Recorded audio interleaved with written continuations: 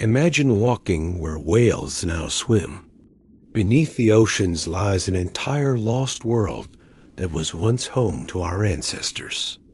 Over the past 20,000 years, sea levels have risen by more than 120 meters, swallowing coastlines, cities, and entire landscapes. Today, archaeologists are discovering temples, harbors, and settlements on the ocean floor, real places, backed by real evidence. These aren't myths.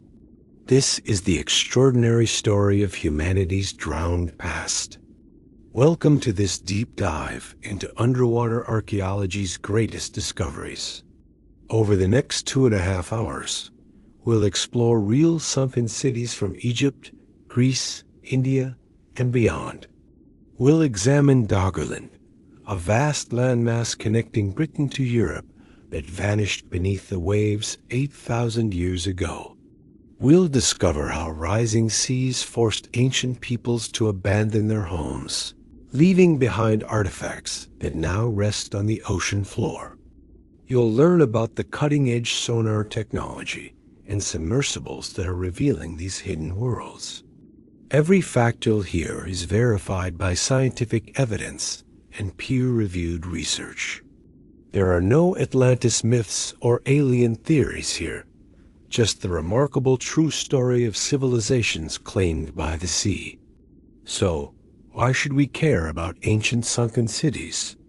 Because today, 40% of humanity lives within 100 kilometers of the coast. Major cities like New York, Mumbai, and Shanghai are facing the direct threat of rising seas. Understanding how our ancestors dealt with catastrophic flooding provides crucial insights for our own future. But there's more. Underwater sites are incredible time capsules.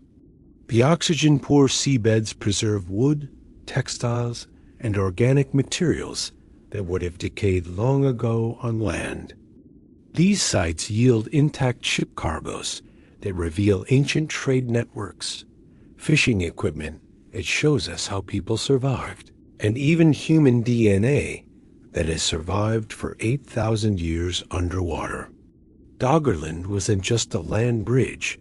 It was home to thousands of Mesolithic hunters whose culture we are only now beginning to discover. Similar finds in Southeast Asia, India, and the Mediterranean prove that vast areas we thought were always ocean were actually populated lands until relatively recently. This is archaeology's final frontier on Earth. To understand how this happened, we need to go back in time. 20,000 years ago, during the last glacial maximum, massive ice sheets 3 kilometers thick covered much of North America, Europe, and Asia. So much of the world's water was locked up in ice that sea levels dropped by 120 to 130 meters. The English Channel was dry land. You could literally walk from Asia to North America. The Persian Gulf was a fertile river valley. And these places weren't wastelands. They were prime territory with rivers, forests, and abundant wildlife, settled by our sophisticated hunter-gatherer ancestors. Then, around 19,000 years ago, the world began to warm. The ice melted, and the water flowed back into the oceans. Around 14,600 years ago, an event known as Meltwater Pulse 1 caused sea levels to rise by as much as 24 meters in just a few centuries. That's a catastrophic rate of change. Another pulse hit 8,200 years ago. By 6,000 years ago, the seas had stabilized near modern levels, but by then, entire landscapes and the archaeological evidence they held had disappeared underwater. The field of underwater archaeology really began in the 1940s with the invention of scuba gear. Today, the technology is straight out of science fiction. We use multi-beam sonar to create seafloor maps with centimeter-level accuracy, side-scan sonar to generate acoustic images of buried structures, and magnetometers to detect metal artifacts. Robotic vehicles, or ROVs, equipped with HD cameras can explore depths impossible for human divers, while autonomous underwater vehicles can survey vast areas on their own. We can even analyze sediment for traces of ancient DNA, detecting human presence without finding a single visible artifact. But despite these advances, we've barely scratched the surface. UNESCO estimates there are 3 million undiscovered shipwrecks out there, and the number of submerged settlements is likely in the thousands. The challenge is immense.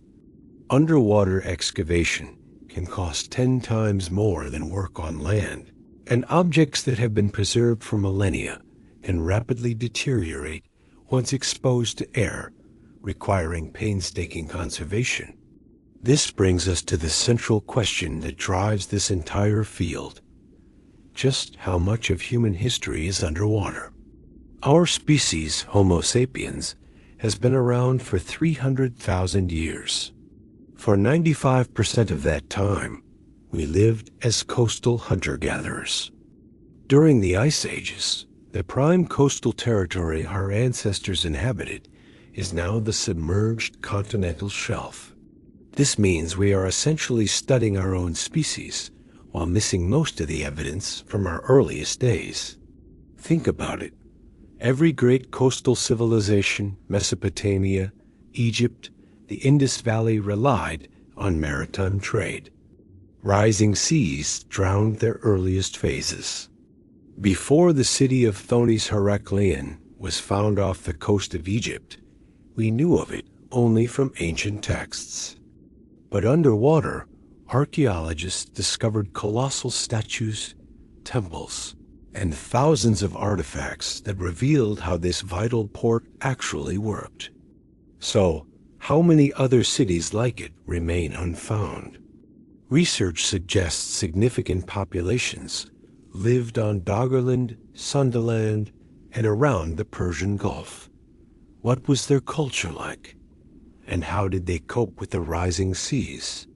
The answers lie beneath the waves. So, here's what's coming up. We'll explore 13 key topics over the next 2 hours.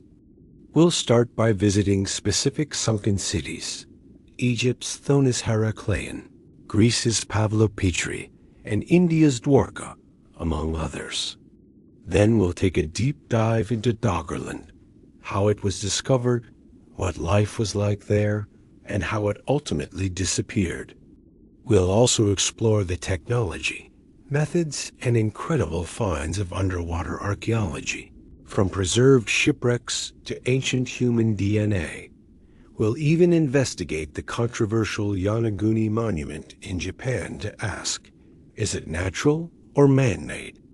We'll look at how these discoveries connect to ancient flood myths and what they can teach us about our own climate future.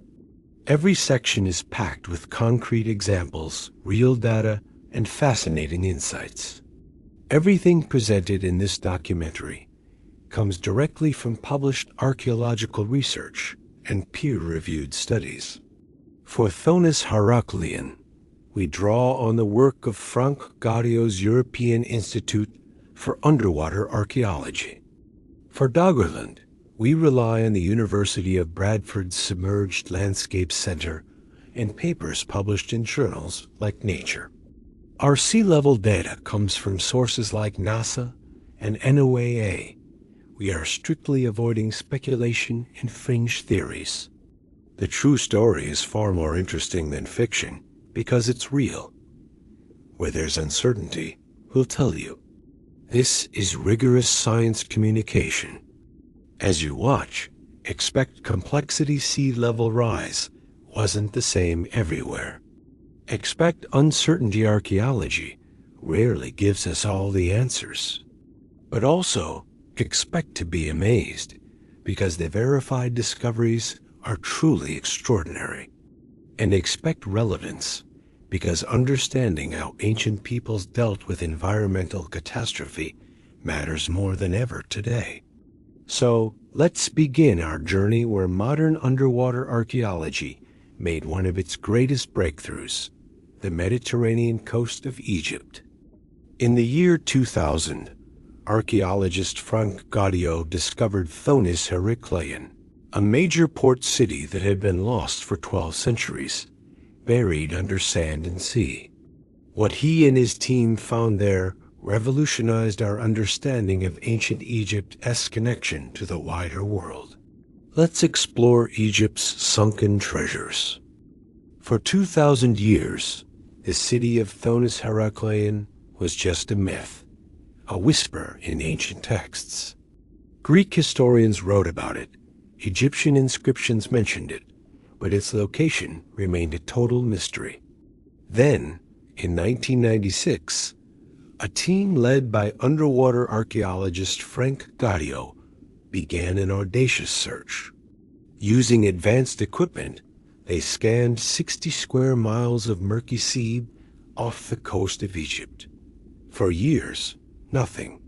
But in the summer of 2000, they hit the jackpot.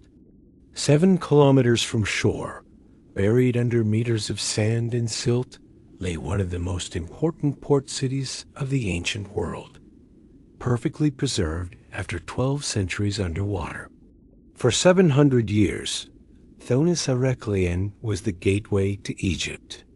Before Alexandria was even a thought, every single Greek ship had to pass through this bustling port.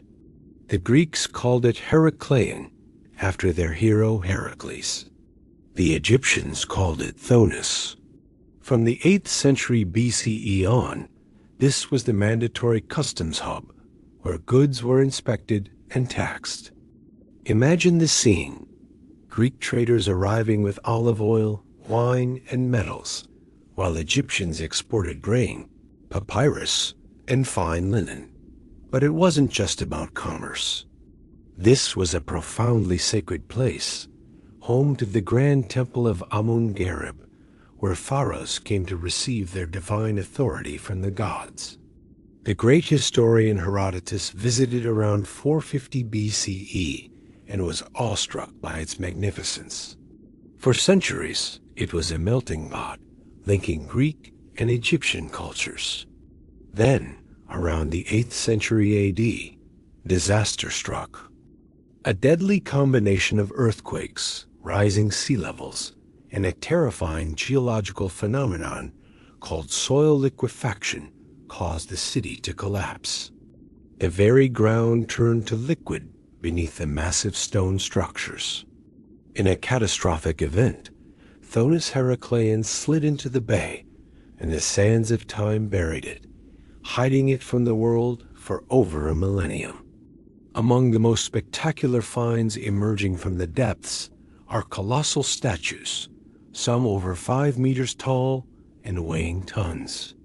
The largest is a breathtaking 5.4-meter tall statue of Hapi, the god of the Nile's floods. That's as tall as a 2-story building. It was discovered lying face down, exactly where it fell during the city's collapse. Nearby, a 4-meter statue of a Ptolemaic queen, perhaps Cleopatra II, was found, dressed as the goddess Isis. It's almost unbelievable that these massive, intricate works of art could survive 12 centuries underwater. But the oxygen-poor seabed and the quick blanket of sediment protected them from decay. When Gaudio's team first saw these colossal faces emerging from the silt, they described it as one of archaeology's most emotional moments, to be the first people to see these sculptures in over 1,000 years. The fine details of their faces, the intricate hieroglyphs carved into the stone, and the sophisticated artistry all survived. They tell a story of cultural fusion, blending Egyptian themes with the elegant artistic styles of the Greek Hellenistic world. These statues once welcomed ships to the temple entrance. Today, they stand in museums, connecting us directly to this lost civilization. The heart of the city was the sprawling temple complex of Amun-Gareb. While the main building collapsed long ago, its foundations and massive architectural elements survived. Archaeologists have uncovered colossal limestone blocks from columns that once supported a roof the size of a cathedral. Inside the ruins, they found a treasure trove of artifacts, stunningly detailed bronze and gold statuettes of the gods Osiris, Isis, and Horus. One of the most critical discoveries was a stone shrine, known as a naos, inscribed with the name of Pharaoh Nectanebo. This inscription definitively identified the site as the long-lost Thonis. Everyday items reveal the rituals of the past: ceramic incense burners, offering tables, and ceremonial vessels. They even found lead and bronze-sounding weights used by priests, and dozens of bronze buckets for carrying sacred water. Thousands of small faience amulets and scarabs were also unearthed protective charms worn by priests and pilgrims. This huge quantity suggests that Thonis-Heracleion was a major pilgrimage destination where visitors bought religious souvenirs, remarkably similar to how people visit sacred sites today. As a major port, the harbor of Thonis-Heracleion offers an extraordinary glimpse into ancient maritime life. Gaudio's team has discovered over 70 ancient ships, some nearly complete, their wooden hulls perfectly preserved by the oxygen-free mud. These ships date from the 6th century BCE to the 2nd century CE, spanning the city's entire active period. Analysis reveals fascinating construction techniques, like the shell-first method, where planks were attached to each other before the internal frame was added. This was common in the Mediterranean, but finding such well-preserved examples is incredibly rare. The harbor infrastructure itself also survived: stone quays, mooring posts, and a network of canals that crisscrossed the city. Massive stone anchors, weighing hundreds of kilograms, lie where they were dropped centuries ago. We've even found lead anchor parts inscribed with Greek and Egyptian names, hinting at international crews. Small lead tokens found near the quays might have been customs receipts or warehouse claim checks. All of this points to a highly sophisticated and bustling port, the engine of an ancient economy. Perhaps the greatest secret Thonis-Heracleion has revealed is the story of Greek and Egyptian cultural exchange. The city was fundamentally bicultural. You see inscriptions written in both Egyptian hieroglyphs and Greek. Religious practices blended traditions, creating new syncretic beliefs. Statues show Egyptian gods with Greek features and Greek gods with Egyptian attributes. It seems different communities had their own neighborhoods, but evidence of intermarriage and cultural borrowing is everywhere. The pottery found includes purely Egyptian styles, classic Greek empery, and fascinating hybrid designs created right there in the city. This wasn't one culture overpowering another. The evidence points to a genuine centuries-long integration. Thonis-Heracleion was a cultural laboratory where East met West, setting the stage for the Hellenistic period and Ramang Egypt. The famous Rosetta Stone, with its parallel texts, continued a tradition of bilingual inscriptions that began in ports like this centuries earlier. Just 15 kilometers to the east lies another sunken port, Canopus. Named after the pilot of the Greek king Menelaus from mythology, this city had a very different vibe. While Thonis-Heracleion was the center of commerce, Canopus was famous for luxury and leisure. Ancient writers described it as a resort town, a place where wealthy Egyptians and Greeks came to enjoy lavish banquets and festivals. It was home to a grand temple of Serapis, a hybrid god who combined the Greek Zeus with the Egyptian Osiris. According to some Roman writers, Canopus gained a reputation for wild parties and hedonism. But it wasn't all play. It was also a place of serious religious activity.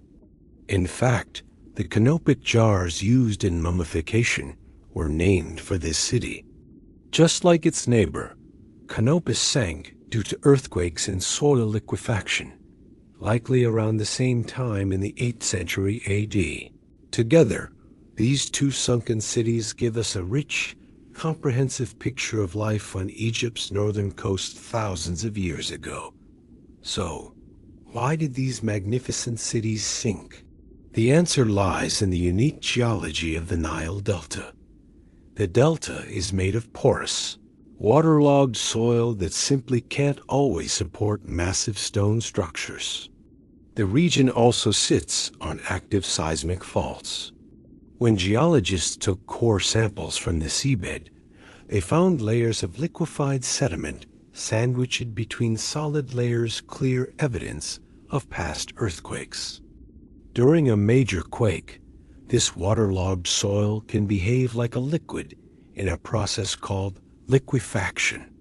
The city's heavy temples and buildings literally sank into the ground.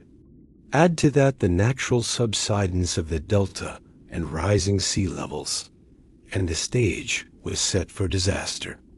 The final blow likely came from a massive earthquake, possibly the same one that devastated nearby Alexandria in the 8th century.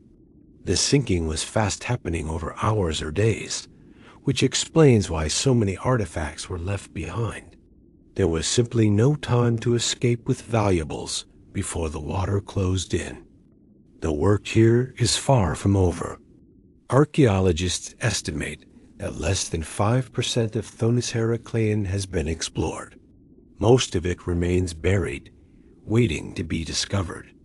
And every single season brings new finds. In 2021, they found a ceremonial Ptolemaic barge perfectly preserved in the mud. In 2022, they unearthed an entirely new temple. New technologies, like advanced underwater robots, AI artifact recognition, and environmental DNA analysis, promise to speed up the pace of discovery. This incredible site is a testament to what we can find when we have the courage to look for worlds that have been lost. From the warm Mediterranean waters of Egypt, our journey now takes us west to the coast of Greece. Here, just off the southern shore, lies Pavlopetri, a city even older than Thonis-Heracleion. This perfectly preserved Bronze Age town sank over 3,000 years ago. It holds the distinction of being the world's oldest known submerged planned city, with streets, buildings, and even tombs still visible on the seafloor. Off the southern coast of Greece, in the crystal-clear Mediterranean, lies the world's oldest known submerged planned city. Pavlopetri sits just a few meters below the surface, a secret held by the sea for over 3,000 years. It was only in 1967 that oceanographer Nicholas Fleming, swimming in these waters, noticed strange patterns on the seabed.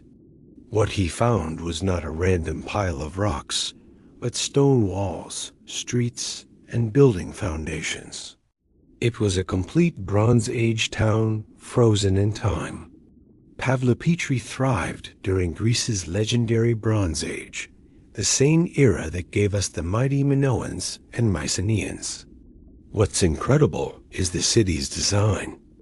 Covering an area the size of 9 football fields, archaeologists have mapped out at least 15 buildings, courtyards, and even streets laid out in a grid. This shows a level of sophisticated urban planning far earlier than we ever thought possible. On land, ancient cities are often built over or destroyed, but Pavlopetri sank intact, giving us an unparalleled glimpse into a 4,000-year-old society. The pottery found here dating from the early Bronze Age right through the Mycenaean period, proves this city was a bustling hub, connected to trade networks stretching across the entire Aegean Sea. After its discovery, Pavlopetri was left mostly untouched for decades. But in 2009, a team returned armed with revolutionary technology. Using an autonomous underwater vehicle and advanced sonar, they created the first ever complete digital map of the city. Over 1.5 million photographs were stitched together to create breathtakingly detailed 3D models. This allowed archaeologists to identify individual stones and artifacts without disturbing a single thing. This digital approach is a game changer for underwater archaeology. It revealed things the original discoverers missed, like a large hall that might have been a megaron, a precursor to classical Greek temples and even sophisticated harbor works, suggesting Pavlopetri was a major maritime trading center. The thousands of artifacts scattered across the site tell the story of daily life. We found large jars for storing olive oil and wine, cooking pots still bearing soot marks from ancient fires, and finely crafted drinking cups. Stone tools, like grinding stones for grain and obsidian blades from an island 200 kilometers away, paint a picture of a prosperous community engaged in farming, fishing, and long-distance trade. The buildings themselves show complex designs, with multiple rooms and even drainage channels. Unusually, tombs were found inside the city walls, which was not a common practice for the ancient Greeks. All this evidence points to a strategic and wealthy town, perfectly positioned to control the sea lanes between mainland Greece and Crete. So, what caused this thriving city to sink beneath the waves? The answer is a combination of dramatic earthquakes and gradual sea level rise.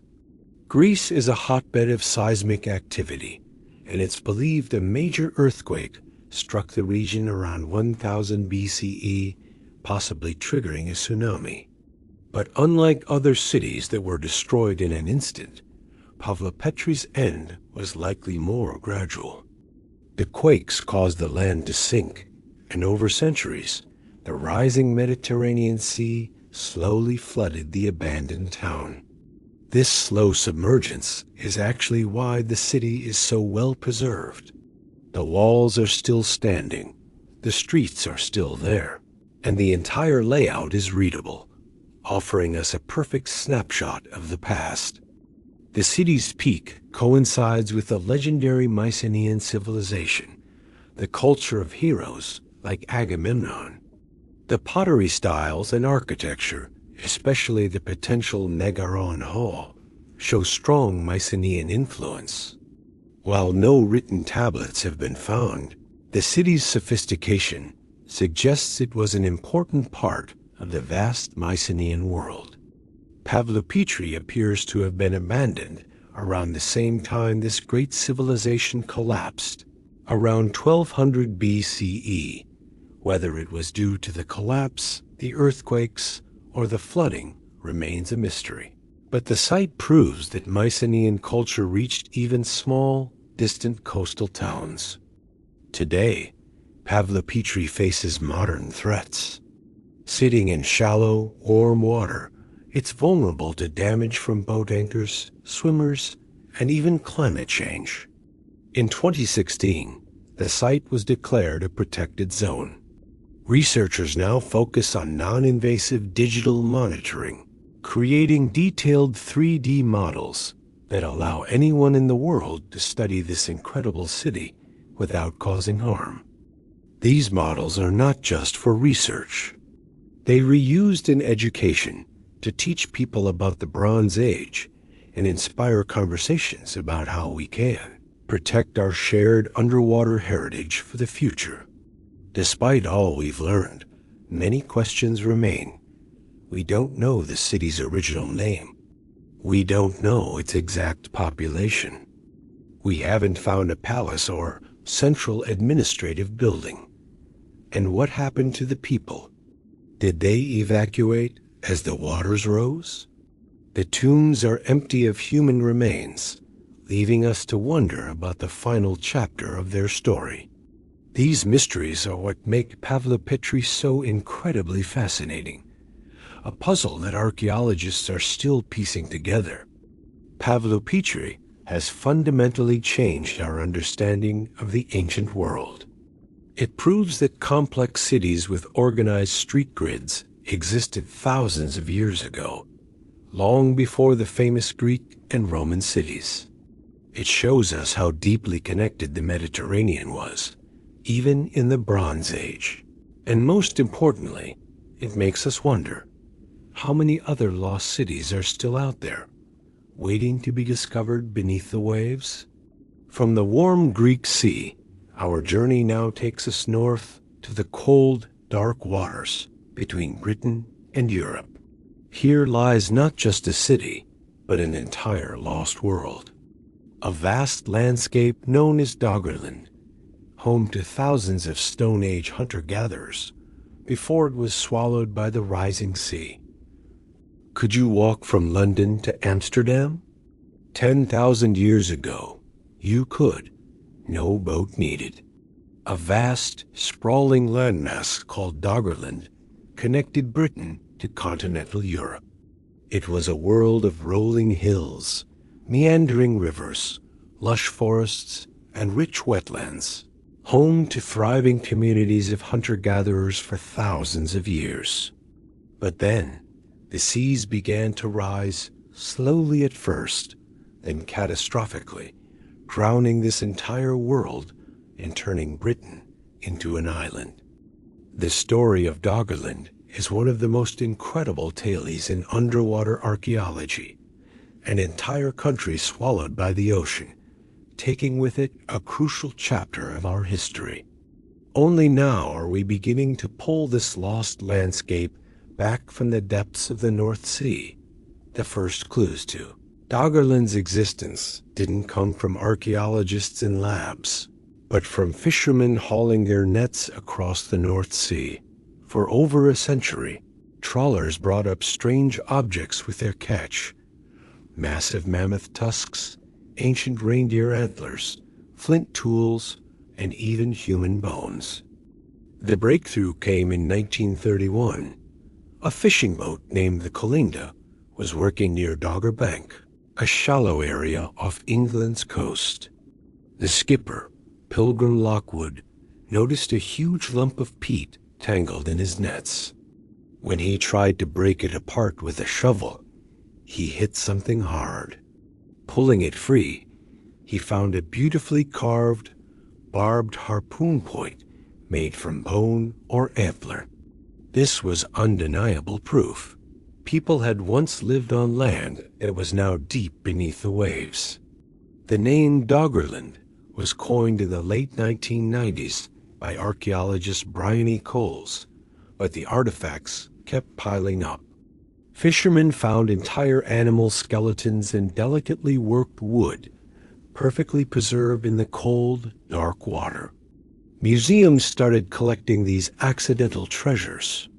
By the 1990s, thousands of objects had been recovered, including sophisticated Mesolithic tools like tiny, sharp blades and scrapers in scrapers dating back 10,000 years. Some were composite tools with stone points set into wooden handles, all evidence of a skilled and resourceful people. But the big question remained: what did this lost world actually look like? The key to unlocking Doggerland's secrets came from an unlikely source: the oil and gas industry. Companies surveying the North Sea seabed for new drilling sites had collected enormous amounts of seismic data. In the early 2000s, archaeologists Vincent Gaffney and Simon Fitch had a brilliant idea. They asked a petroleum company if they could see their data, and what they found was breathtaking. The seismic images sliced through layers of sand and mud, to reveal the ancient land surface buried below. It was like a geological time machine.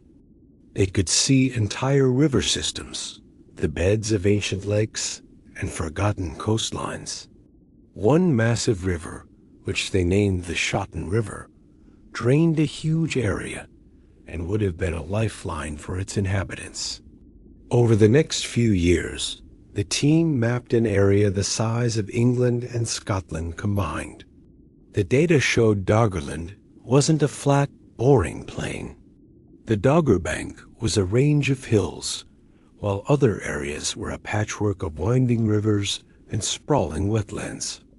They could see bays, estuaries, and peninsulas. This was a paradise for hunter-gatherers, rich with resources. There were rivers full of fish, forests teeming with game, and wetlands perfect for catching birds and gathering plants. This revolutionary mapping project gave us our first real glimpse into the world of Doggerland and the people who called it home. So, who were these Doggerlanders? They were Mesolithic hunter-gatherers, part of a sophisticated Stone Age culture that flourished across Europe after the Ice Age. They were not primitive cavemen, but skilled survivors with a profound knowledge of their environment. They made tiny, razor-sharp stone blades called microliths, which they used to create composite tools like spears and arrows. They built dugout canoes from hollowed-out logs to travel along rivers and coasts. They were masters of fire, using it for cooking, warmth, and even shaping the landscape to their advantage. We estimate the population of Doggerland was anywhere from hundreds to tens of thousands, depending on the era. In the beginning, small, scattered family groups probably roamed the vast landscape. But as the climate warmed, the land became more productive and the population grew. We know from similar sites across Europe that these people had art, carving intricate patterns into bone and antler. They had spiritual beliefs, burying their dead with care, and placing meaningful objects in their graves. Their diet was incredibly varied. Fish, shellfish, deer, wild boar, birds, nuts, and berries. Life was tough. The average person might live to be 30 or 40, but for those who survived childhood, it was a rich and full existence. The end of Doggerland was a long, slow process of drowning, but one cataclysmic event hastened its demise. Around 8,200 years ago, a colossal underwater landslide occurred off the coast of Norway. Known as the Storegga Slide, it involved a chunk of the seabed the size of Scotland crashing down the continental slope. This triggered a megatsunami. Waves up to 20 meters high, as tall as a 6-story building, ripped across the North Sea. Geologists have found the proof: a distinct layer of sand and marine fossils and sediment cores that could only have been left by a massive wave. Imagine being in a coastal camp, fishing or gathering shellfish, when the sea suddenly pulls back, only to return as a towering wall of water. The tsunami would have surged up rivers and flooded low-lying areas for miles inland, wiping out camps, destroying food stores, and contaminating fresh water. While this disaster didn't immediately sink the last of Doggerland, some higher ground likely survived as islands for a few more centuries. It was a devastating blow. Combined with the steady sea level rise, the remaining islands slowly shrank, finally disappearing beneath the waves for good. For decades, finding artifacts was a matter of pure luck. But now, archaeology is going on the offensive. In 2019, researchers from the University of Bradford led the first dedicated expedition to find settlement sites. Using seismic maps, they took sediment cores from the seabed. Exactly where the maps predicted, they found layers of ancient peat from old wetlands. Inside, they discovered pollen grains, revealing what plants grew there, fragments of worked wood, and even preserved footprints left in the mud thousands of years ago. Another core revealed a pile of hazelnut shells, the remains of an ancient snack. More recently, scientists have used environmental DNA, or eDNA, to find genetic traces of humans, wild cattle, and deer in the sediment. And in 2021, a team used a remote-controlled vehicle to pluck a flint hammerstone directly from a targeted site, proving that we can now find and recover artifacts with pinpoint accuracy. So what was life actually like in Doggerland? By combining all this data, we can paint a vivid picture. Around 9,000 years ago, the landscape was incredibly diverse. The hilly uplands were open grasslands, perfect for grazing animals. The lowlands were covered in dense forests of oak and hazel, while river valleys were filled with wetlands. This variety meant food was always available. Spring brought migrating birds and spawning fish. Summer offered ripe berries and shellfish. Autumn was the time for the hazelnut harvest, a crucial source of calories and protein. And in winter, they would hunt large game like red deer and elk. People likely lived in base camps during the winter and moved to smaller, seasonal camps for specific tasks like fishing. They would have lived in tight-knit family groups, traveling by foot or in dugout canoes, and gathering with other bands to trade, socialize, and find partners.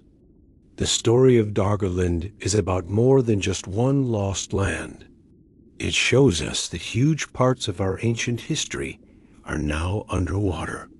The Mesolithic period was a critical time when humans were adapting to a new, post-Ice Age world, and much of that story played out on coastlines that are now submerged. Doggerland wasn't some remote backwater. It was a vibrant heartland, possibly with a larger population than Britain or mainland Europe at the time. Its story is also a powerful warning from the past. It shows us just how dramatically climate change and rising seas can redraw the map of the human world, a lesson that feels more relevant today than ever before. The search for Doggerland is entering a new, exciting phase. Researchers are using artificial intelligence to scan seismic data, finding potential sites in minutes that would take humans months. Virtual reality allows scientists to walk through the reconstructed landscape, seeing it in a way never before possible. There are even plans for underwater excavations once the perfect site is located. And as technology advances, the secrets that Doggerland still holds about its people, its environment, and its ultimate fate are slowly being brought to the surface. Beyond the famous ruins of Egypt and Greece, archaeologists have found countless ancient cities hidden beneath the waves. Some are 9,000 years old, predating the pyramids by millennia. Others were thriving medieval centers that vanished into lakes. From Neolithic villages in Israel to Ming Dynasty towns in China, these submerged settlements prove that coastal flooding has been a part of human history for a very, very long time. Let's dive into 3 remarkable sites that reveal humanity's long and often turbulent relationship with rising waters. Off the coast of Israel, near Haifa, lies Atlit, one of the oldest and best preserved submerged settlements ever found. This Neolithic village dates back to around 7,000 BCE. That's 9,000 years ago, making it older than Stonehenge, or the pyramids older than almost any major monument we think of from the ancient world. It was discovered by marine archaeologist Ehud Dalili in 1984, who was actually looking for shipwrecks. Instead, he found an entire Stone Age village sitting 8 to 12 meters below the Mediterranean. The site covers about 40,000 square meters and contains the remains of rectangular stone houses. Incredibly, organic materials survived in the oxygen-poor seabed. Archaeologists found wooden water wells lined with stone, some of the oldest known wells in the world. They uncovered rope made from plant fibers, wooden tools, and even leftover food like lentils, grapes, and figs. Animal bones show they kept domesticated cattle, pigs, and goats, but also hunted wild animals and fished extensively. Maybe the most striking feature is a semicircle of 7 standing stones, each about 2 meters tall, arranged around a freshwater spring. This looks like a ritual site, hinting at sophisticated religious beliefs. Archaeologists also found 65 human skeletons, giving us a direct look into the lives of these ancient people. The skeletons from Atlit have revealed fascinating details about Neolithic health. Some show evidence of tuberculosis, making this one of the earliest confirmed cases of TB in human history. A woman and child buried together both had the disease, suggesting it spread within families. Other skeletons show healed fractures, meaning these people cared for each other through serious injuries. Their teeth were relatively healthy, with few cavities, though worn down from grinding grain with stone tools. Bone analysis shows they ate a mixed diet of food from both land and sea. Some skeletons even have bone changes that suggest they were regular divers, perhaps for shellfish. Most incredible of all are 3 skulls with precise, circular holes drilled into them, an ancient surgical procedure called trepanation. All 3 individuals survived the surgery, as shown by bone healing around the holes.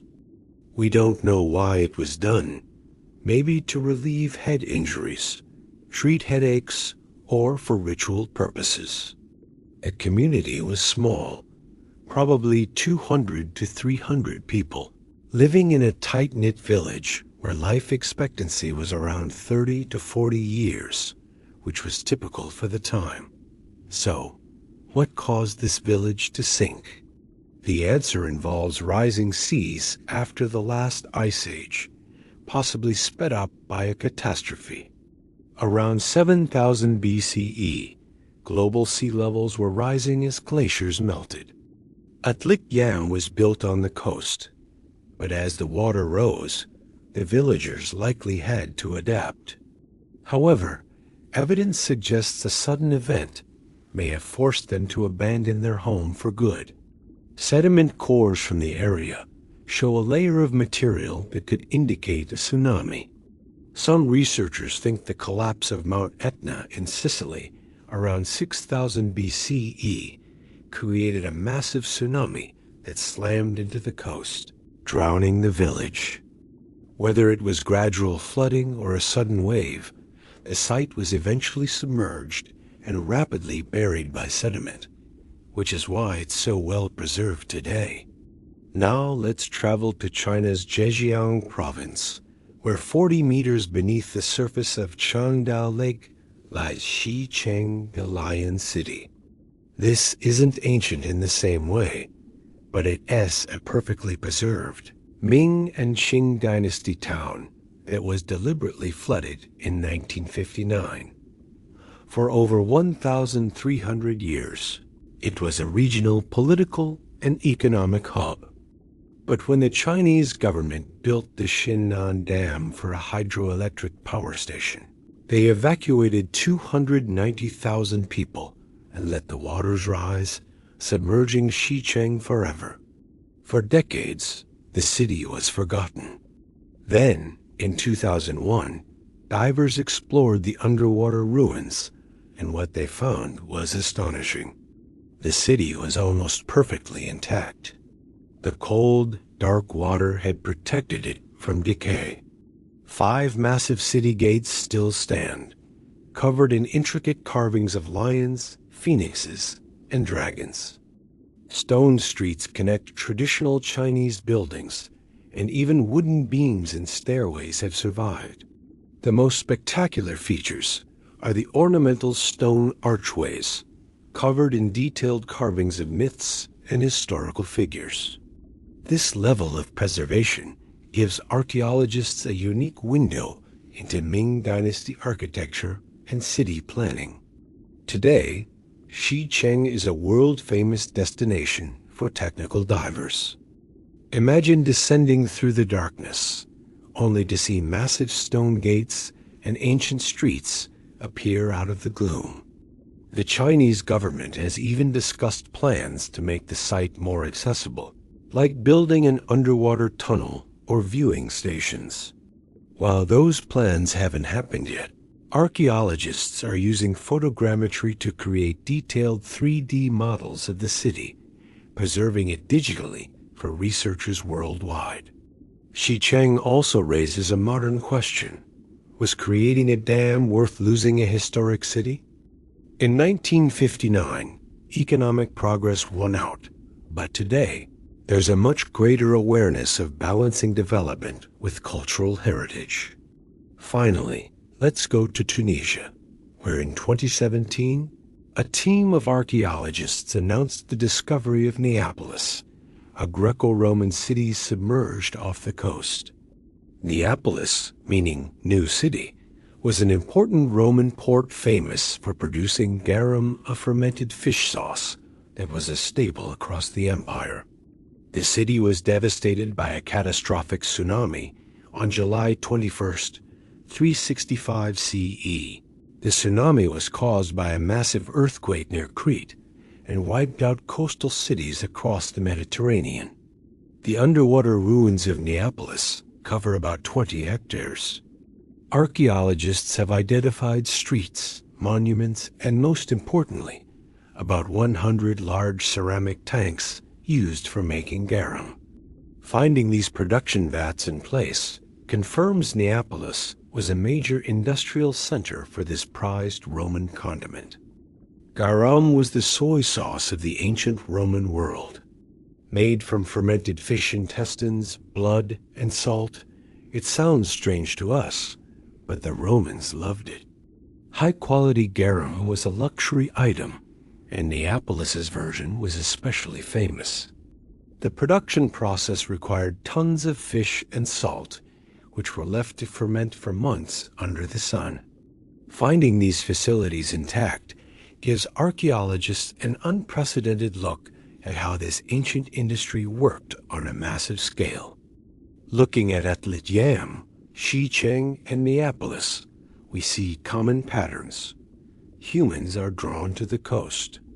These areas are often geologically vulnerable, and when they sink, the underwater environment can preserve them remarkably well. These sites remind us that there are likely countless more lost cities waiting to be discovered beneath the waves. These ancient cities show submergence has happened all over the world, but the largest drowned landscape of all may lie in Southeast Asia. This was Sundaland, a massive continent exposed during the last ice age.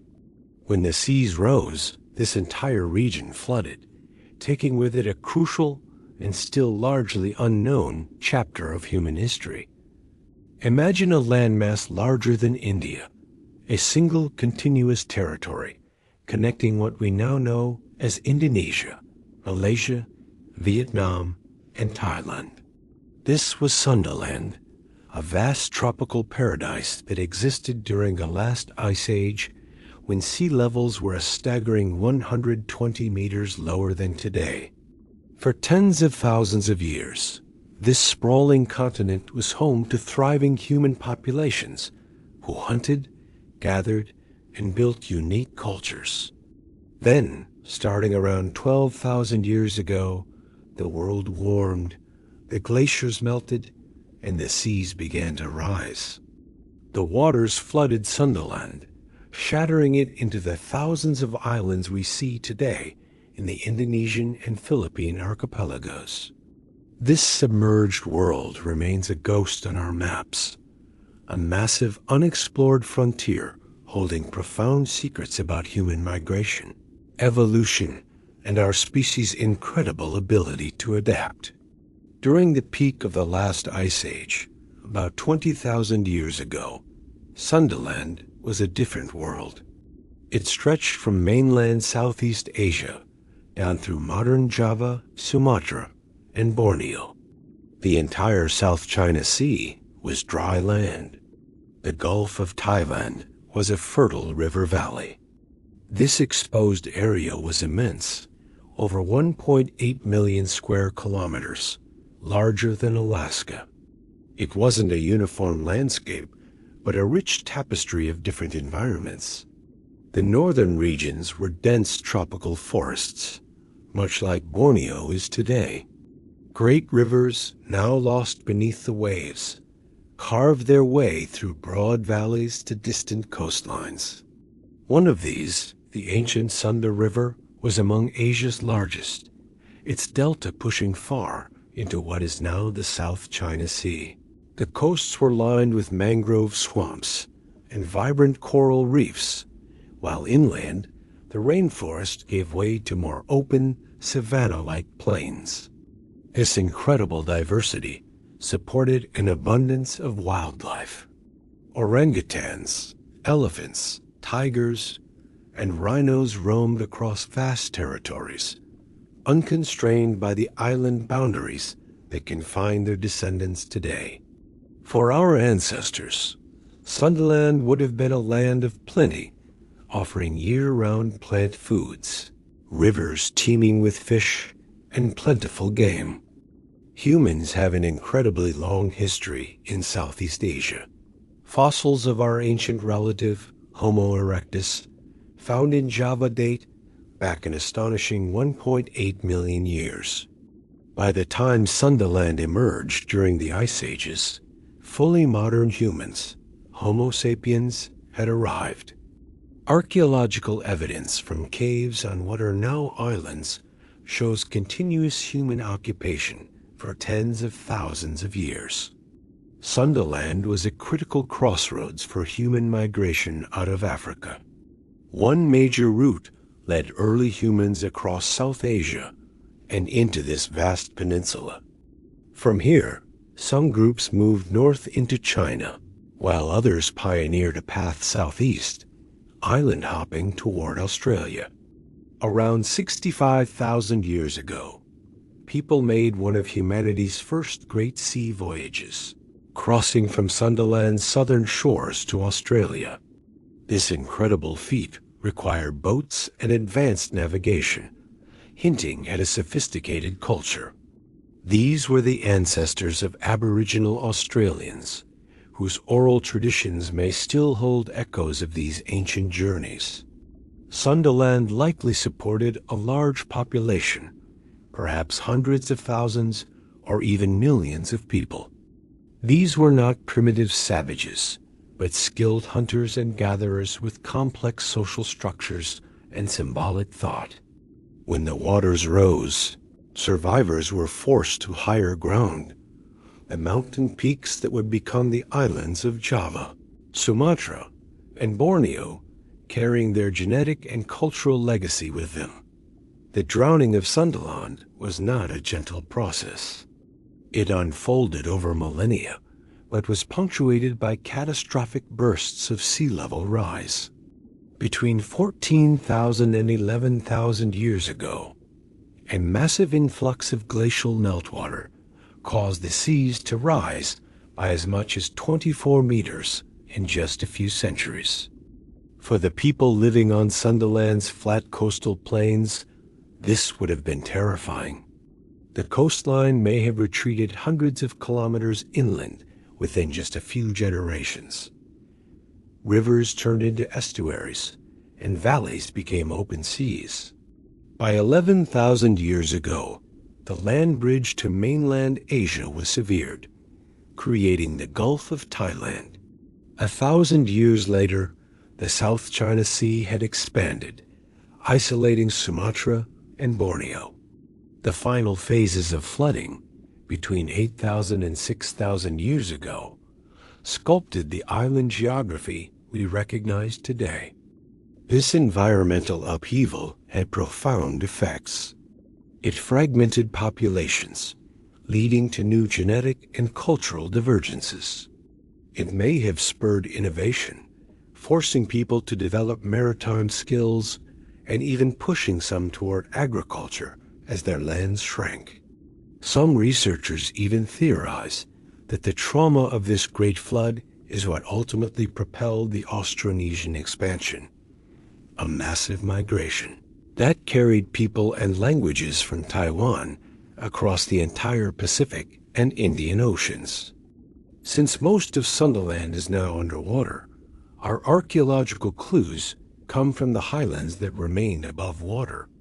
Sites like Naya Cave in Borneo have revealed an incredible 50,000-year-long story of human life, told through layers of stone tools, animal bones, and ancient plant remains. In a cave on the island of Sulawesi, we've found some of the world's oldest art hand stencils and animal paintings dated to at least 44,000 years ago. This proves that sophisticated, symbolic culture existed here just as early as it did in Europe. The stone tools found across the region have a distinctive style, suggesting local innovation and shared cultural traditions when these lands were connected. Analysis of ancient pollen tells a story of changing environments, while animal bones reveal the hunting strategies of these Ice Age people. Then, around 4,000 to 5,000 years ago, we see a major shift. The appearance of pottery, domesticated animals, and cultivated plants marks the arrival of agriculture. This transition may have been a direct response to the flooding of Sundaland, as populations crowded onto smaller islands were forced to find new ways to survive. The region even holds some of the oldest modern human fossils found outside of Africa, reminding us of Southeast Asia's central role in our shared human story. So why does this vast, lost continent remain almost completely unexplored? Unlike other submerged landscapes, like Doggerland in the North Sea, which benefited from data provided by energy companies, Sundaland lacks this kind of systematic mapping. The area is politically complex, with its waters divided among at least 7 different nations, making international research difficult. Much of the drowned land lies in a challenging middle depth, too deep for simple diving, but not deep enough to attract deep-sea researchers. In the warm tropical waters, aggressive marine life and thick layers of river sediment quickly cover and bury any potential sites, making them almost impossible to spot. Political tensions, especially in the South China Sea, further complicate getting permission for research. And crucially, funding for underwater archaeology in this region is scarce. While the potential is enormous, finding the durable artifacts that have survived requires a massive, coordinated effort that just hasn't happened yet. If we could explore Sundaland, the discoveries could revolutionize our understanding of human history. We might find evidence of complex Ice Age societies, far larger and more organized than we ever imagined. We could uncover the origins of the boat-building and navigational skills that allowed people to colonize Australia and, later, the entire Pacific.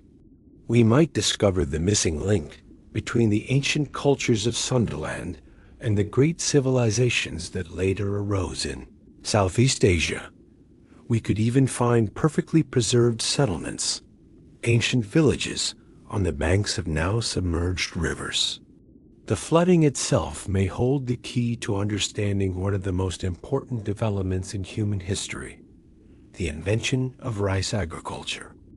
As rising seas swallowed up traditional hunting grounds, displaced people moving inland may have been forced to innovate, leading them to cultivate this vital crop. The story of Sundaland is the story of our deep past, and a crucial chapter in the human journey is still waiting to be read, just beneath the waves. While a full-scale exploration is still a dream, tantalizing clues occasionally surface. In 2015, fishing trawlers off the coast of Sumatra accidentally pulled up stone tools and ancient animal bones from the seabed, pointing to a submerged prehistoric site. In 2019, researchers detected strange linear features on the seafloor in the Gulf of Thailand that could be ancient riverbeds or perhaps even man-made canals. And sometimes, major construction projects like pipelines or oil platforms stumble upon artifacts, though these discoveries often go unreported. The 2004 Indian Ocean tsunami even briefly exposed submerged structures along the coast, offering a fleeting glimpse of what lies hidden before the sea reclaimed them. Each accidental find is a powerful reminder that an entire world is down there, waiting. The future of Sundaland exploration may depend on new technology. Autonomous underwater vehicles could one day map vast areas of the seafloor with incredible precision. New satellite techniques can help identify submerged landforms from orbit, and environmental DNA analysis might allow us to detect signs of ancient human occupation without even finding a single artifact. The biggest hurdles remain funding and political will convincing governments that the story of this lost continent is a story worth investing in.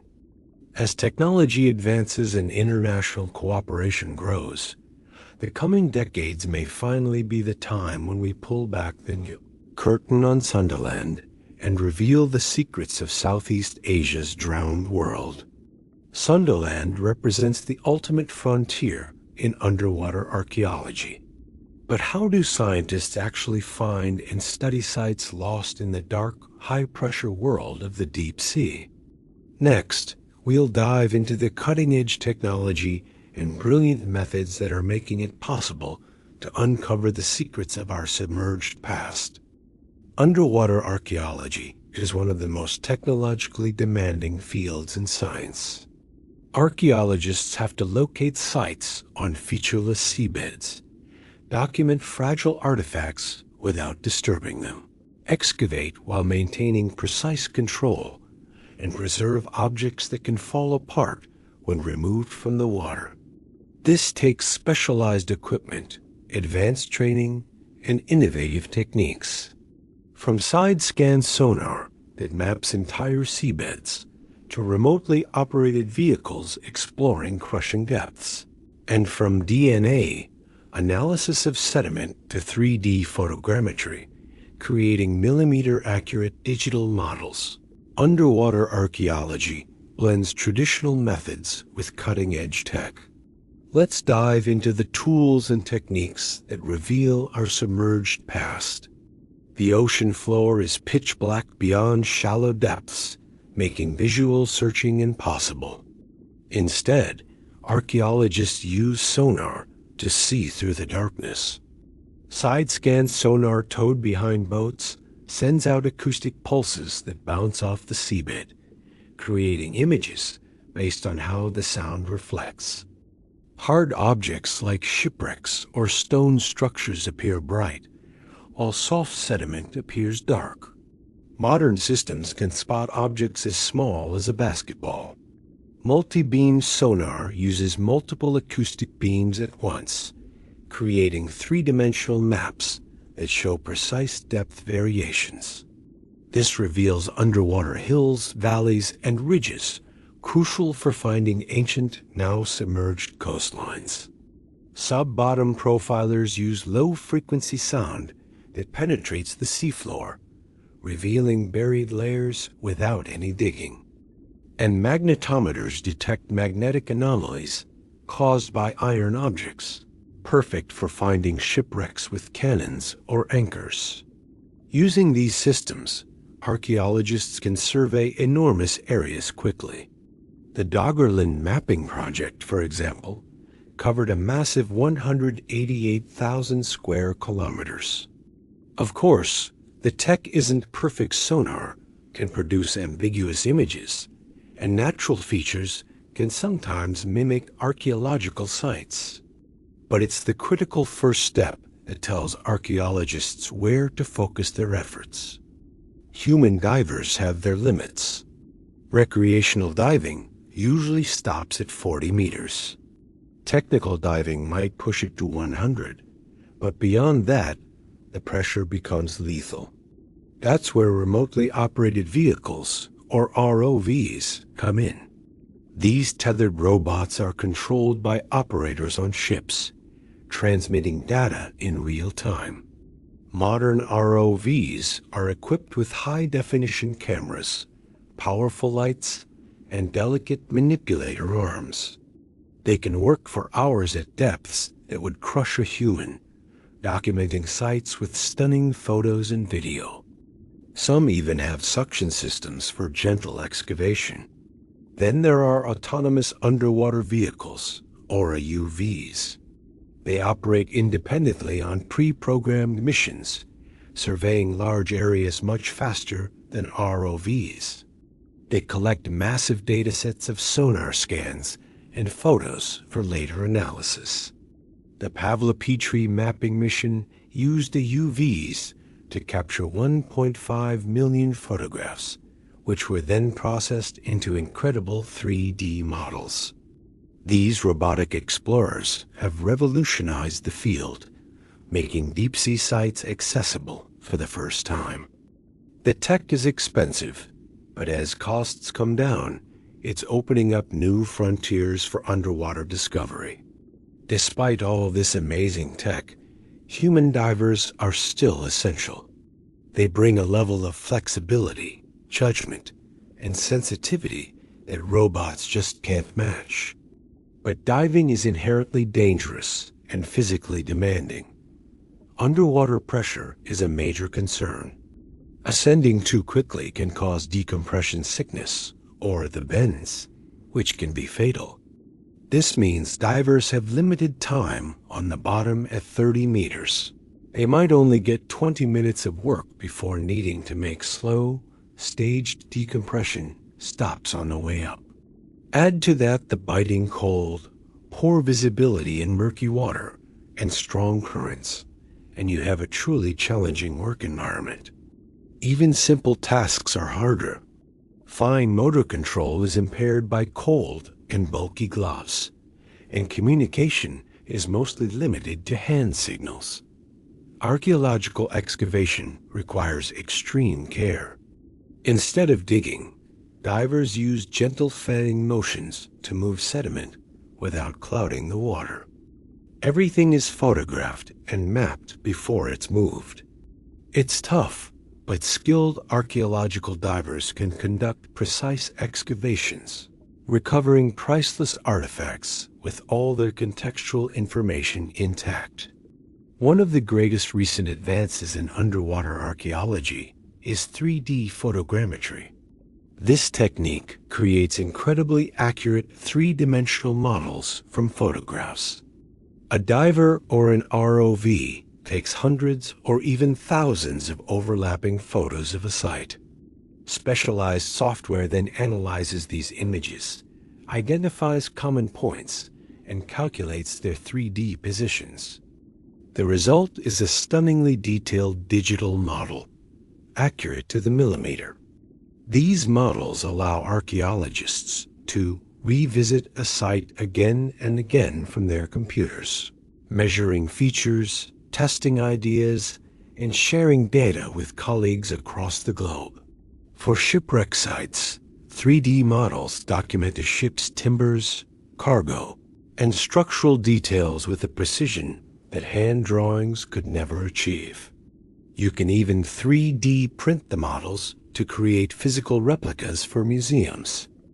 This technology digitally preserves sites that might otherwise be lost to time. It's a game changer, providing a permanent, accessible record of our submerged heritage. The sediment that buries underwater sites is a treasure trove of information. Core sampling, using hollow tubes to extract layered columns of sediment, allows archaeologists to read the past like a book. Each layer represents a different time period. Scientists analyze grain size, color, and chemical composition. Pollen grains reveal what plants were growing, reconstructing ancient landscapes. Microscopic shelled organisms called foraminifera indicate water depth and salinity, showing how a freshwater lake might have become part of the sea. Charcoal particles point to ancient fires. And now, the newest frontier is analyzing environmental DNA, or eDNA. Scientists can extract fragmented DNA from the soil to identify what species, including humans, animals, and plants, were present, even without finding any visible remains. This has been used to confirm human occupation in places like Doggerland, long before any artifacts were found. For completely buried sites, sediment analysis is key to pinpointing where to excavate. Bringing artifacts to the surface is a huge challenge. Objects that have been underwater for centuries are in a delicate balance with their environment. Removing them to the air can cause them to deteriorate rapidly. Waterlogged wood can simply collapse as it dries. Iron artifacts are often covered in thick concretions. Conservation begins the moment an artifact is found, with careful documentation before it's ever moved. In the lab, a long and painstaking process begins. Objects are slowly soaked in freshwater baths to remove salt. Wood requires years of treatment. The famous Swedish warship Vasa, recovered in 1961, took decades to stabilize using a special wax to replace the water in its cells. Metal objects undergo electrolysis to gently remove corrosion. It's expensive and time-consuming, which means archaeologists have to be very selective about what they recover. Sometimes, the best conservation strategy is to leave artifacts right where they are, preserving them digitally and letting the sea continue to be their guardian. So how do archaeologists date these underwater sites? They use a whole toolkit of methods. Radiocarbon dating measures the decay of carbon-14 in organic materials like wood or bone, and it's effective for up to about 50,000 years. The style of pottery can provide relative dates by comparing it to known examples from land sites. Coins, if you're lucky enough to find them, can provide exact dates. For submerged landscapes, the depth itself is a clue. By comparing it to ancient sea level curves, we can estimate when the area was last dry land. Dendrochronology, or tree ring dating, can be used on preserved wood. By using multiple methods, archaeologists can cross-check the results and build a reliable timeline. For a site like Doggerland, radiocarbon dates, sediment analysis, and sea level data all line up, giving us a confident chronology of this lost world. Underwater archaeology also faces unique ethical and legal questions. Who owns a shipwreck in international waters? The UNESCO 2001 Convention sets out principles for protecting underwater cultural heritage, emphasizing preservation over commercial exploitation. But not all countries have signed on, and treasure hunting remains a major problem, destroying irreplaceable historical context for profit. Military wrecks are often considered war graves and demand respect. The discovery of human remains raises further ethical questions about study versus reburial. And what about the rights of indigenous communities who may have cultural connections to submerged sites? These are complex debates with no easy answers, and they are central to the responsible practice of underwater archaeology today. These technologies and methods have revealed countless underwater sites, but some of the most impressive discoveries are ancient harbors and maritime infrastructure. These submerged structures show just how past civilizations mastered coastal engineering. From massive Roman harbors and Phoenician breakwaters to Egyptian mooring systems and Greek lighthouse remains, these ruins demonstrate a sophisticated understanding of tides, currents, and waves. Let's explore the engineering marvels lying beneath the waves, the ports and harbors that connected ancient worlds. They built incredible harbors, breakwaters, lighthouses, and docks that powered trade across the Mediterranean and beyond for centuries. But here's the twist. Many of these amazing structures are now underwater, hidden from view by rising seas, earthquakes, and sinking coastlines.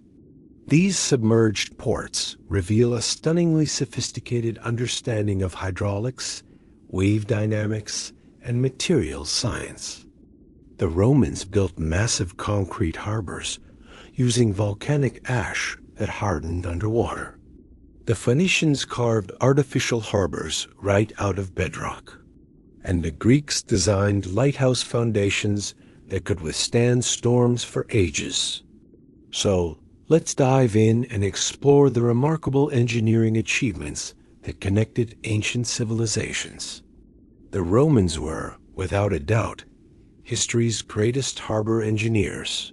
Their secret weapon? Opus cementitium*.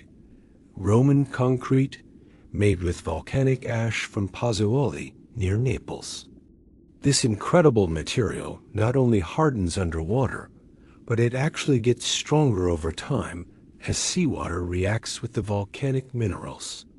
With this tech, the Romans built massive harbor complexes all over the Mediterranean. Take Portus, Rome's main port at the mouth of the Tiber River. Built by Emperor Claudius and later expanded by Trajan, Portus featured an artificial hexagonal basin covering over 80 hectares. That's bigger than 100 football fields. It could hold over 200 ships at once, handling grain from Egypt and goods from across the empire. Today, much of it is buried or underwater, but surveys have revealed the basins, canals, and lighthouse foundations. Even more impressive is Caesarea Maritima on the Israeli coast. King Herod the Great built this harbor from scratch where no natural one existed. Underwater archaeologists have found 2 massive breakwaters made of wooden forms filled with Roman concrete, forming blocks weighing up to 50 tons. Divers have found these blocks still joined together after 2,000 years underwater. But Caesarea wasn't just big. It was incredibly advanced. The harbor had a complex system of vaulted warehouses right on the waterfront. Underwater excavations have revealed their foundations, with some columns still standing. The Romans even built a sewage system that used tidal action to flush waste from the city. Talk about eco-friendly engineering 2,000 years ago.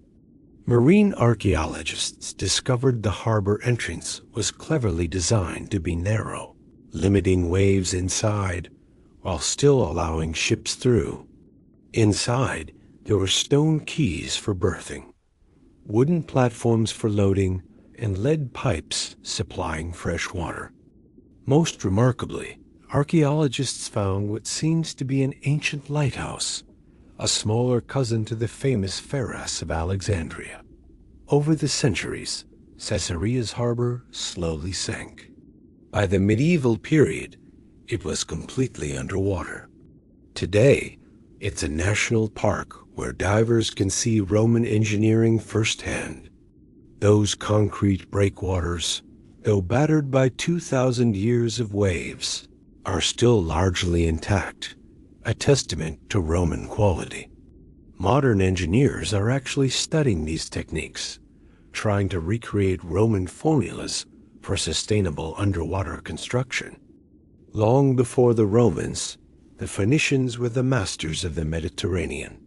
They established trading colonies from Lebanon all the way to Spain and North Africa, inventing or perfecting technologies like the bireme warship and advanced harbor engineering. Phoenician harbors often featured *Cothan*, an artificial enclosed basin cut from bedrock with a narrow channel to the sea. The most famous one is at Carthage in Tunisia, Rome's great rival. This circular harbor, about 325 meters in diameter, was carved out of solid rock. It had a central island for the admiralty and rock-cut slipways around the edge to haul up ships. During a war, they could close the channel with a chain to protect their fleet. Similar harbors exist at Tyre and Sidon in Lebanon, now mostly underwater. At Tyre, surveys have found massive stone breakwaters made of blocks weighing over 10 tons, all precisely cut and fitted without mortar. They understood that loose-laid stones could flex with waves without breaking, a principle modern engineers call flexible armor. The Phoenicians also pioneered dredging to keep harbors deep and improve the anchor, developing the two-armed iron design that would be standard for 2,000 years. Of all the ancient maritime wonders, none is more famous than the Pharos of Alexandria. Built around 280 BCE, it was one of the 7 wonders of the ancient world and the blueprint for all lighthouses to come. Standing up to 130 meters tall, it guided ships to Alexandria for over 1,500 years until earthquakes finally toppled it. Ancient writers describe it having 3 tiers: a square base, an octagonal middle, and a cylindrical top where a massive fire burned. Its light possibly focused by mirrors and visible up to 50 kilometers away. When it fell, its massive stone blocks tumbled into the harbor. In 1994, French archaeologist Jean-Yves Empereur began surveying the area and discovered thousands of architectural elements, columns, statues, and giant blocks, some weighing 70 tons, many with inscriptions. While the Pharos was the most famous, many ancient courts had lighthouses. Foundations have been found at Caesarea, Portus, and Rhodes. These structures were both a practical navigation aid and a symbol of a city's wealth and power. The Greek city-states also developed sophisticated maritime infrastructure. Athens' port at Piraeus had multiple harbors for commerce and the military. The military harbors, Zia and Munitia, had covered shipsheds to protect their powerful trireme warships. Submerged remains of these sheds have been found, revealing their exact dimensions. At Zia alone, foundations for 196 shipsheds have been identified, showing the incredible size of Athens' navy. The Hellenistic trading hub of Rhodes also had a great harbor. The Colossus of Rhodes probably stood near the entrance. Underwater surveys there have found extensive moles, long piers built of large, fitted stones that created protected anchorages by dissipating wave energy rather than rigidly resisting it. Another principle modern engineers rediscovered centuries later. The famous long walls connecting Athens to Piraeus even extended into the sea, acting as both breakwaters and military fortifications. Beyond the huge structures, ancient harbors had complex mooring systems. Stone posts with rings for tying ropes are found all over the Med, some inscribed with ship names or merchant guilds.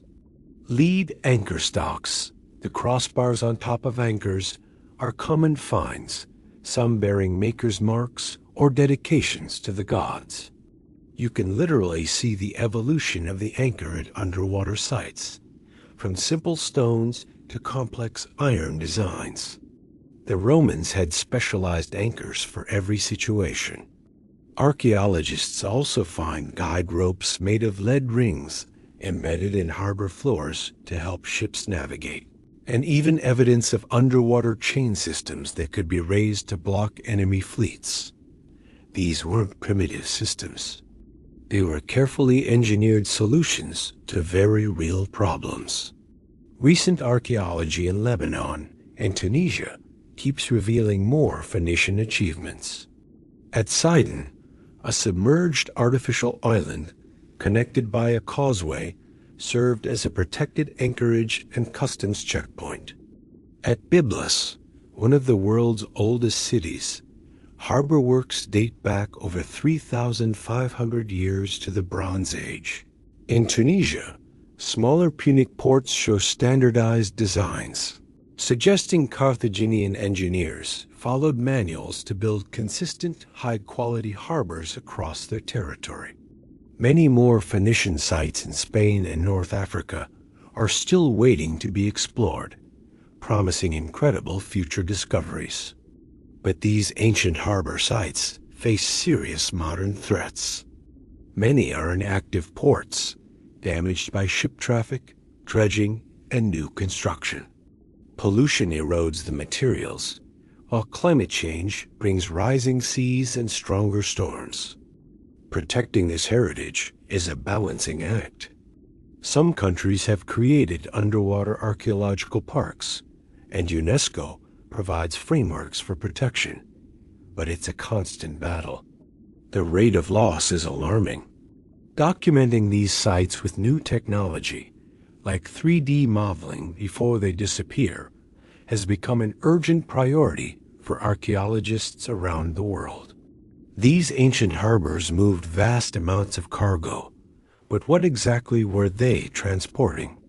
Well, underwater sites have preserved countless artifacts that reveal the details of daily life. Pottery, tools, jewelry, coins, even food remains. These objects connect us directly to the people of the past, showing not just how civilizations worked, but how individuals lived. Have you ever wondered what life was really like for ancient people? Not just the kings and queens, but everyday folks? While grand temples and palaces show us how rulers want to be remembered, it's the everyday objects, lost to time, that tell the true story. And the best place to find them? Not on land, but deep beneath the waves. The ocean is an incredible time capsule. It preserves fragile items like wood, leather, and even food that would have rotted away on land centuries ago. From cooking pots that reveal ancient recipes to children's toys and personal jewelry, these artifacts give us an intimate glimpse into the past. Today, we're diving in to explore the extraordinary treasures of daily life recovered from underwater worlds. Of all the artifacts found in the Mediterranean, one stands out for its sheer numbers: the amphora. These big ceramic jars were the shipping containers of the ancient world. They carried everything: wine, olive oil, grain, fish sauce, you name it. Archaeologists can tell where an amphora came from just by its shape. Roman ones had pointy bottoms to stack tightly in a ship's hold, while Greek jars were often rounder. Finding a wreck with thousands of these is like hitting an archaeological jackpot, revealing ancient trade routes that crisscross the sea. Sometimes we get really lucky and find them still sealed, with their 2,000-year-old contents intact. Even more amazing are the painted labels, called asterisk tituli picti asterisk, which list the contents, origin, and even the merchant's name. It's like finding an ancient shipping manifest, giving us incredible details about the economy of civilizations long gone. Beyond the big transport jars, the seabed is littered with pottery that tells the story of home life. We find beautiful, high-end tableware with painted myths, a sign of wealth and status. But we also find simple, coarse cooking pots, often still blackened with soot from ancient fires. Thousands of clay oil lamps have been found, some with residue of the olive oil that once lit up a family's home. We've even found roof tiles with paw prints from cats and dogs that walked across the wet clay before it was fired. Little hello from a pet who lived 2,000 years ago. These pottery fragments are crucial for dating sites. And when archaeologists find a shipwreck with over 6,000 vessels, it's clear they've found a wholesale merchant's entire cargo frozen in time. One of the most magical things about underwater archaeology is the preservation of organic materials. On land, wood, leather, and textiles almost never survive. But in the oxygen-poor deep, they can last for millennia. We found wooden furniture from sunken cities, tool handles, bowls, and even intricate combs. We've discovered leather shoes, belts, and bags, some still showing decorative stitching. We've even found fragments of clothing and sailcloth. At one 9,000-year-old site, archaeologists recovered rope that was still perfectly intact. And then there's the food: olive pits, grape seeds, nuts, and fish bones. One Roman shipwreck had a cargo of hazelnuts in perfect condition. Another had wine that could still be identified. These finds are so powerful. Metal objects also offer a wealth of information, though they're often heavily corroded. Coins are especially important because they have dates and rulers' images, allowing us to pinpoint a site's age with incredible accuracy. Huge hoards of coins from shipwrecks show us how currency moved across the ancient world. We also find bronze tools, axes, saws, and chisels that reveal their technological skills. And of course, weapons, swords, spearheads, and massive bronze rams from the front of warships, designed to sink enemy vessels. We also find personal items like gold rings, bracelets, and brooches. At the sunken city of Thonis-Heracleion, divers uncovered stunning gold jewelry, showing the incredible wealth of the people who once lived there. Stone artifacts survive the underwater environment exceptionally well. We find everyday household items like grinding stones for grain, loom weights for weaving, and even stone game boards. From sunken cities, we recover massive architectural pieces like columns and carved blocks, allowing us to reconstruct ancient buildings. The stone statues that have been found are breathtaking. The details, like the individual hair curls on a colossal granite statue from Thonis-Heracleion, are perfectly preserved. And then there are the stone inscriptions in languages like hieroglyphic Greek and Latin. These are direct messages from the past, recording everything from a temple dedication by a pharaoh to the construction date of a building. Ancient glass is another treasure from the deep. Over time, it develops a beautiful iridescent layer that shimmers with all the colors of the rainbow. Roman and Byzantine glass bottles, bowls, and cups are common finds on shipwrecks. Sometimes we even find raw glass ingots, showing how the material itself was traded. Of course, the most exciting finds are precious materials. Gold and silver coins, carved ivory, and jewelry made from amber, coral, and gemstones have all been found. At Thonis-Heracleion, intricate gold jewelry combined with colored glass inlays reveals extraordinary craftsmanship. These valuable items weren't always for personal use. Many were religious offerings, thrown into the water to thank the gods or ask for a safe voyage. The sheer number of religious artifacts found underwater shows just how important faith was in the ancient world. At Egyptian sites, thousands of small amulets depicting gods like Osiris and Isis have been recovered. These were protective charms people wore for divine protection. At Greek and Roman sites, we find figurines of Zeus, Aphrodite, and Neptune. We also find incense burners and ceremonial vessels that were used in rituals.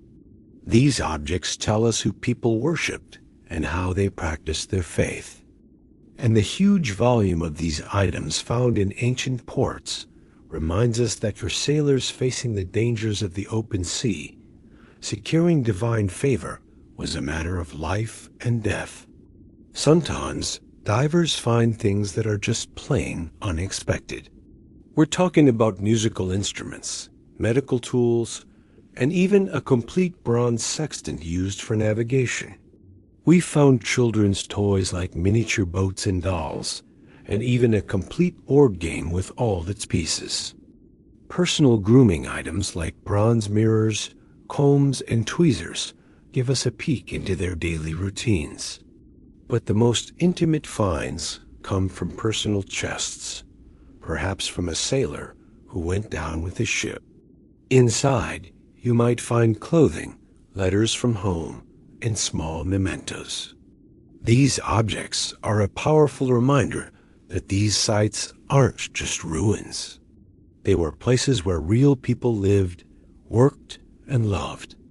These artifacts tell us what people used, but what about the people themselves? That's where human remains come in. By studying skeletons, DNA, and chemical isotopes, we can learn where people came from, what they ate, and what diseases they had.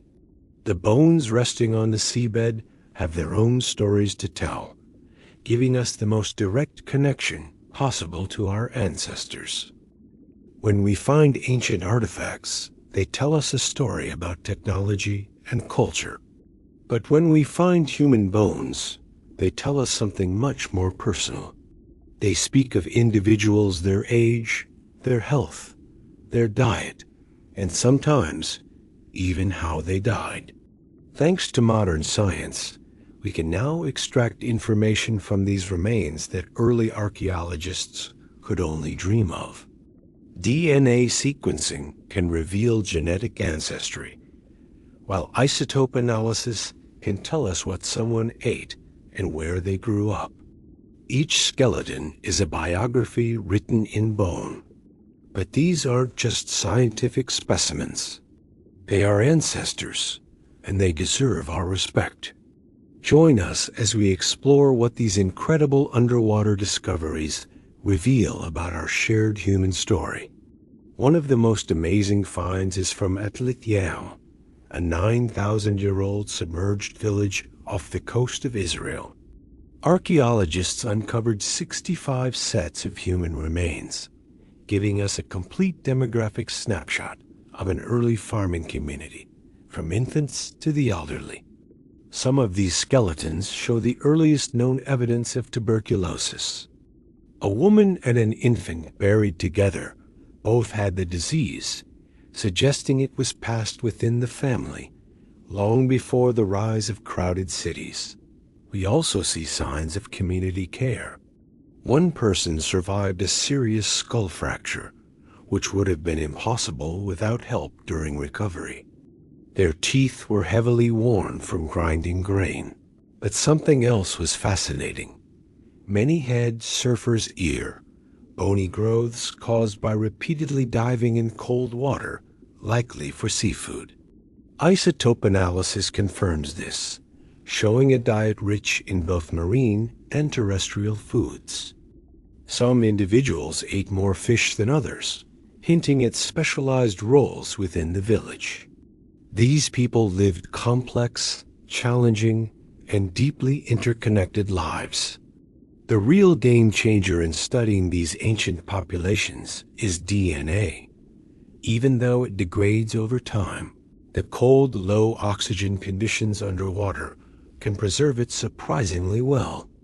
At Atlit, DNA analysis confirmed that these people were related to the very first farmers in the region, the ancestors who domesticated wheat and barley. DNA can also uncover family ties, identifying parents, children, and siblings buried near each other.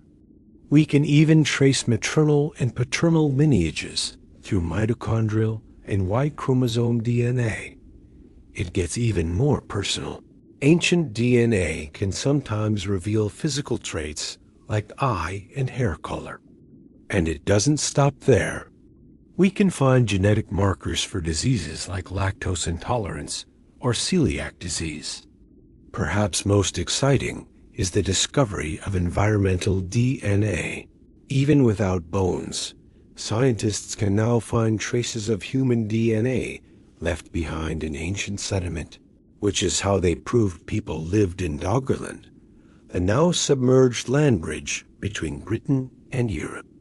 Beyond genetics, a technique called stable isotope analysis acts like a chemical time machine. By examining elements in bone and teeth, we can reconstruct a person's diet and even track their movements. Carbon isotopes tell us what kinds of plants they ate, while nitrogen isotopes reveal if their protein came from land animals or the sea. At Atlit, this is how we know some people were fishermen while others were farmers. Even more incredible, our teeth lock in a chemical signature from the water we drank as children. By comparing the isotopes in teeth to those in bone, which remodels throughout life, we can identify migrants, people who grew up in one place and moved to another.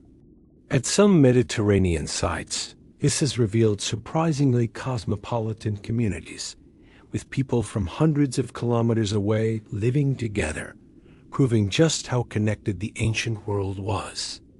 It's like a chemical passport, telling us stories of migration and trade that were previously invisible. The bones themselves are a direct record of an individual's health and life experiences.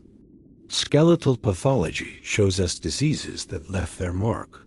Tuberculosis, for example, can cause distinct lesions on the spine and ribs. Arthritis appears as bone spurs, a sign of a life filled with hard physical labor, which we see in some of the Atlit skeletons. Fractures tell tales of injury and recovery. We can even see evidence of violence, like cuts from blades or punctures from arrows. But bones also record periods of hardship. Malnutrition during childhood can leave faint lines on bones, marking interruptions in growth. And teeth? They're a diary of diet and habits. Cavities point to sugar, while heavy wear can show what kind of food they ground up, or if they used their teeth as tools. At the site of Port Royal, which was destroyed by an earthquake in 1692, the skeletons show the trauma of the disaster-crushed bones from falling buildings, telling a harrowing story of people's final moments. So how do archaeologists figure out the age and sex of a skeleton? For sex, a pelvis is the biggest clue a female's is wider and shaped differently for childbirth. Skulls also offer hints, as male skulls tend to be more robust. But when the bones are ambiguous, DNA can give us a definitive answer. For age, it's a bit different. In children, we look at tooth eruption and bone fusion, which happen at predictable stages. For adults, it's more of a detective story. We examine wear on the teeth and the slow closing of sutures in the skull. By combining these clues, we can estimate if someone was a young adult, middle-aged, or elderly. The fact that Atlit has individuals of all ages is what makes it so special. It's not just a cemetery for warriors or elders. It's a true cross-section of the whole community. This demographic data helps us understand the structure of ancient societies and what life was really like for everyone. The way people were buried tells us a lot about their beliefs. At Atlit, individuals were placed carefully in pits, often in a flexed position. Some were buried with grave goods like tools or ornaments, suggesting a belief in an afterlife where they might need these items. The care taken shows a deep respect for the deceased. In other cultures, bodies were buried, later exhumed, and the bones reburied in a new location. Sometimes, burials are oriented in a specific direction, hinting at religious or cosmic beliefs. You might find family plots, or see high-status individuals, even more elaborate graves. In sunken Egyptian cities, we see a fascinating mix of traditional mummification, right alongside Greek burial customs. But then you have a site like Port Royal. The earthquake meant there were no formal burials. People were frozen in their last moments, one person in a tavern, another in a doorway, a child clutching a silver cup. It's a stark, tragic snapshot of life cut short. Studying human remains is a privilege that comes with great responsibility. We must always ask, are we disturbing the dead, or are we preserving knowledge that would otherwise be lost forever? Today, professional archaeologists follow strict ethical codes. Remains are treated with respect, and research is done for science and education, not for profit. In many places, this means consulting with descendant communities before any study begins. Repatriation laws often allow these communities to reclaim their ancestors for reburial. We strive to document and photograph remains in a way that is scientific and dignified, not sensational. The debate over displaying human remains in museums continues, but one thing is clear. Whether we study them in a lab or leave them in place, these ancestors deserve to be honored. Some underwater human remains have become famous for the incredible stories they tell. You've heard of the Antikythera shipwreck with its amazing clockwork mechanism? Well, it also held skeletal remains. DNA analysis even told us the hair color of one individual. Then there's Herculaneum, a Roman town buried by Mount Vesuvius. In the boathouses by the shore, skeletons of people seeking refuge were perfectly preserved. They died instantly from the superheated volcanic surge, and their remains tell us who they were: local residents and refugees from other areas. Back at Port Royal, the earthquake preserved people in context, showing exactly where they were and what they were doing when disaster struck. These are not just bones.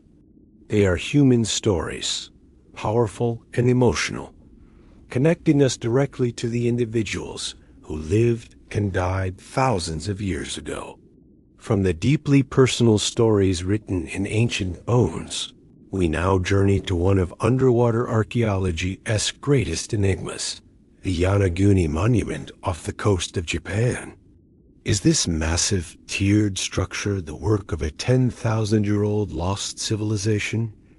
Or is it just an unusual, but entirely natural rock formation?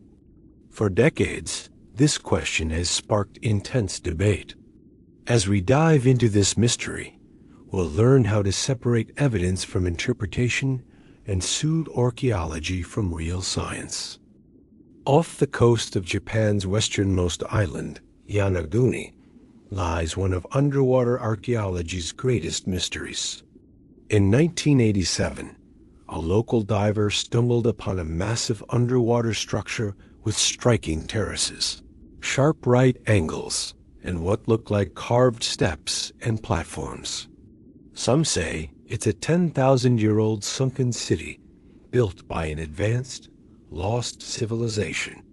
Others argue it's entirely natural and unusual, but explainable trick of geology. This debate is more than just about rocks.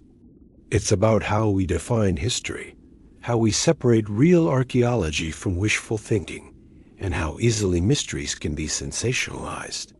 So, is Yonaguni a Japanese Atlantis or a geological wonder? Let's dive into the evidence. It all started when diver Keihachiro Aratake was scouting new spots to watch hammerhead sharks. Just offshore, from 5 to 40 meters deep, he found the monument. News spread like wildfire in Japan. Soon, marine geologist Masahaki Kimura began to champion the site, claiming it was the work of a sophisticated ancient civilization. He identified what he saw as roads, grand staircases, temples, and even a stadium. Based on sea level rise after the last ice age, he dated the structure to around 10,000 years ago, making it far older than the Egyptian pyramids or any known monumental architecture. Naturally, this caught the world's attention. TV documentaries hyped the mystery, and alternative history writers wove Yonaguni into tales of lost continents like Mu or Atlantis. It became a tourist hotspot. But from the start, mainstream geologists and archaeologists were skeptical. While the debate continues, most experts have concluded that the monument is natural, though the full story is fascinating. So, what makes people believe it was man-made? The arguments are compelling at first glance. First, you have all those sharp, 90-degree angles and straight edges. Natural erosion usually creates rounded, irregular shapes, not clean corners. Second, the structure has parallel surfaces and terraces at different levels, which seems to suggest deliberate design. Third, there are features that look just like stairways, with steps that appear to have regular heights and depths. Fourth, some have pointed out resemblances to the stone walls of ancient Okinawan castles. Fifth, there are disputed claims of tool marks on some of the rock surfaces.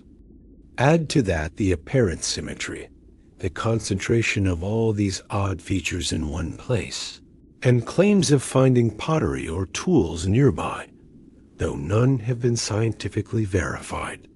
Proponents like Kimura argue that calling all of this a coincidence is too much. They believe the sheer number of anomalies shifts the burden of proof to the skeptics to explain how nature could create each and count every one of these features. However, geologists have a powerful counter-argument. The monument is made of sandstone, which has natural horizontal layers called bedding planes. This rock is also crisscrossed by vertical fractures called joints, created by tectonic stress. When these joints form at right angles to the bedding planes, they naturally create block-like structures. Erosion then works along these lines of weakness, carving out the step-like terraces and sharp corners. In fact, marine geologist Robert Schoch, who studied the site, pointed out that you can find nearly identical formations asterisk above asterisk, water on Yonaguni Island itself, and no one claims those are man-made. On closer inspection, the stairs are irregular, and the walls perfectly follow the natural joint patterns in the rock. There's no definitive evidence of quarrying, like tool marks that everyone agrees on, or piles of waste rock. The reason so many features are in one spot could simply be due to concentrated erosion from ocean currents. While striking, rectangular formations are not unique. Sites like the Giant's Causeway show that nature can create stunning geometric patterns, all on its own. The mainstream scientific consensus is clear. The Yonaguni monument is primarily a natural formation. While some experts allow for the possibility of minor human modifications like carving a few steps into a natural ledge, there is no credible evidence to support the idea of a massive ancient city. The artificial theory has several major holes. First, there are no confirmed artifacts, no tools, no pottery, no human remains directly associated with the structure. A construction project of this scale would have left something behind. Second, if a civilization this advanced existed 10,000 years ago, where are their other cities, their settlements, their graves? They don't exist. Third, the people in this region 10,000 years ago were hunter-gatherers who had not yet developed the technology for stone architecture. Fourth, soft sandstone is a terrible choice for building a lasting monument. And finally, the rock layers are continuous, showing they weren't quarried and stacked. The scientific method demands that extraordinary claims require extraordinary evidence. And for Yonaguni, that evidence just isn't there. The Yonaguni controversy is a classic case study in pseudo-archaeology. Instead of providing positive proof, proponents often shift the burden, asking, can you prove it's not artificial? They cherry-pick evidence that fits their narrative while ignoring data that doesn't. They appeal to our love of mystery and romance, often portraying mainstream scientists as closed-minded or part of a conspiracy to hide the truth. TV shows love to say, experts are baffled, even when the experts are pretty sure it's natural. We humans are wired to see patterns in faces in random shapes, a phenomenon called pareidolia. But critical thinking demands we look at all the evidence. While the idea of a lost civilization is exciting, the claims for Yonaguni just don't hold up to scientific scrutiny. So, what kind of evidence would change scientists' minds? First, unambiguous artifacts found right in the structure, like stone carving tools or organic material that could be carbon dated. Second, clear, undeniable tool marks.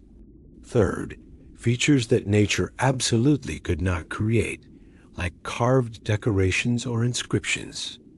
Fourth, proof of quarried blocks being moved and arranged.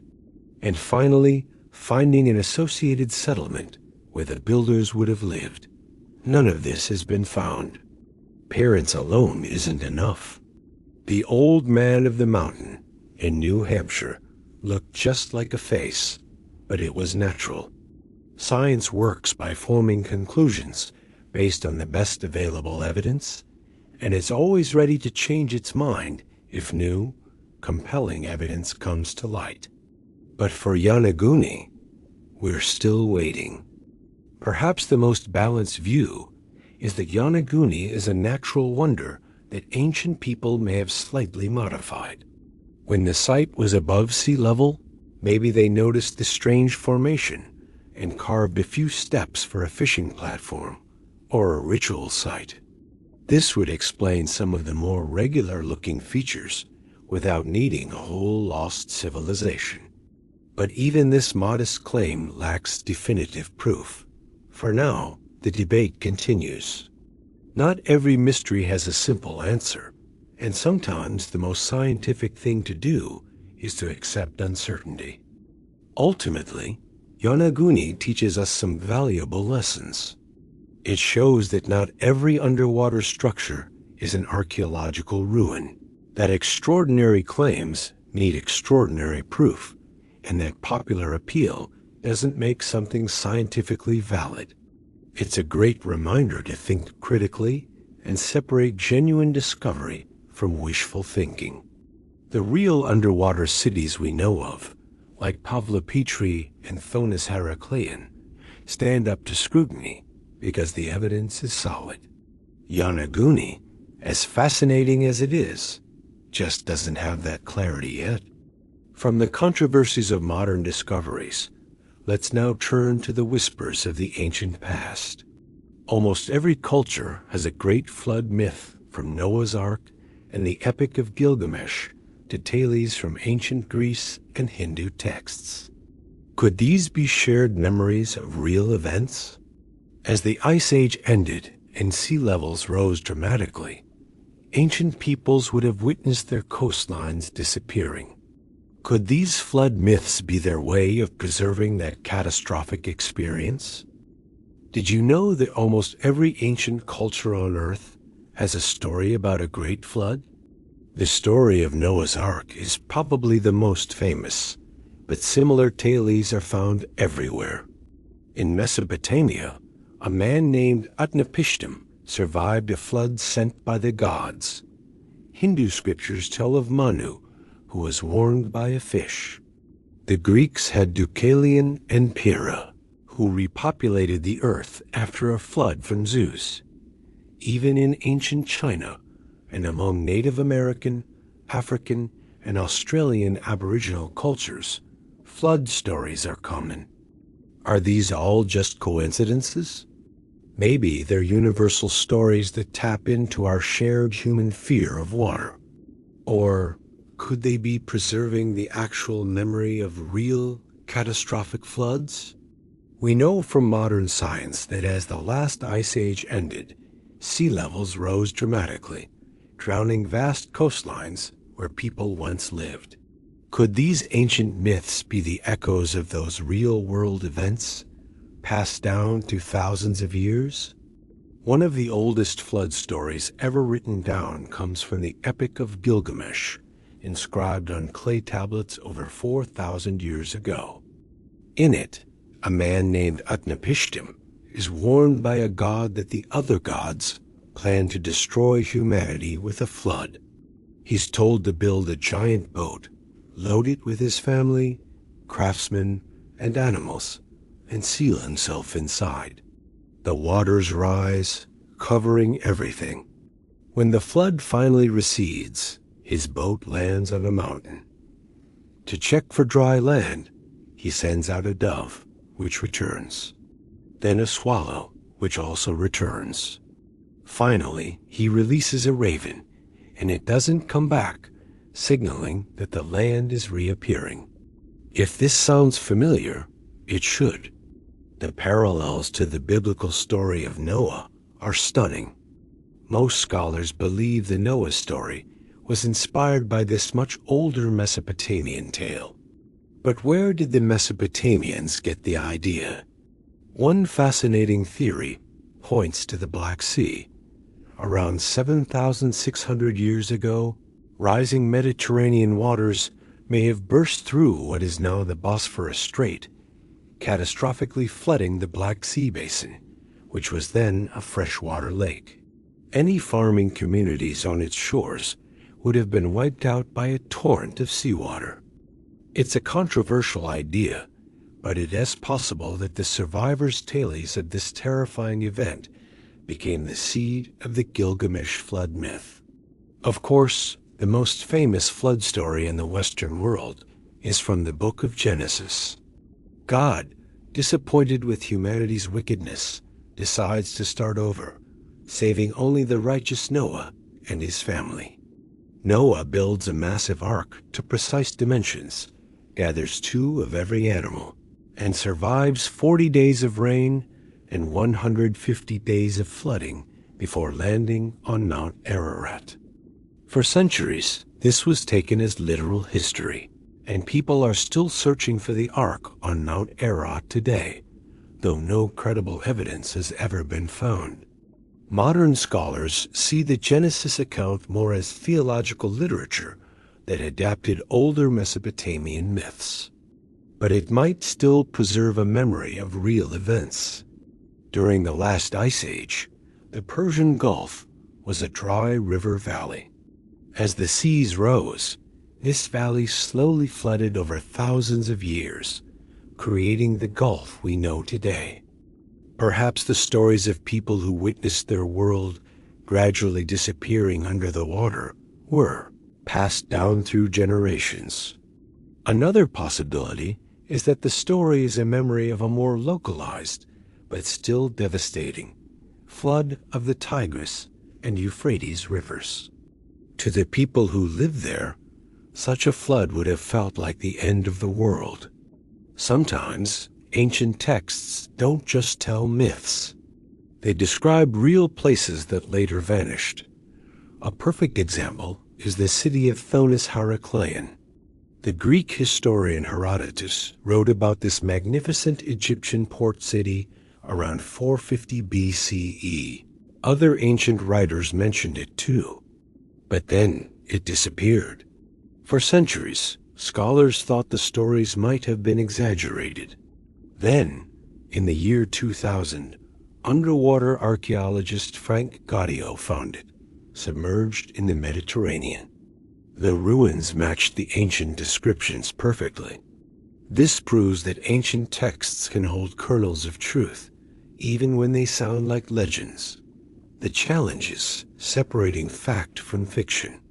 Take the legendary Indian city of Dwarka, said to be the home of Lord Krishna before it was swallowed by the sea. When underwater ruins were found nearby, some claimed it was proof the legends were true. But the ruins seem to be from a much later period. It's a complex puzzle where texts can guide us, but archaeology has the final say. Perhaps the most incredible examples of ancient memory come from Australia. Aboriginal peoples have the longest continuous culture on Earth, stretching back at least 65,000 years. Their oral traditions are astonishingly durable. Researchers have found over 20 different Aboriginal stories from around the continent that describe coastlines and landscapes as they were during the last ice age, before sea levels rose. For example, stories from the Yonaguni people talk about an island named Dawura that is now just open water.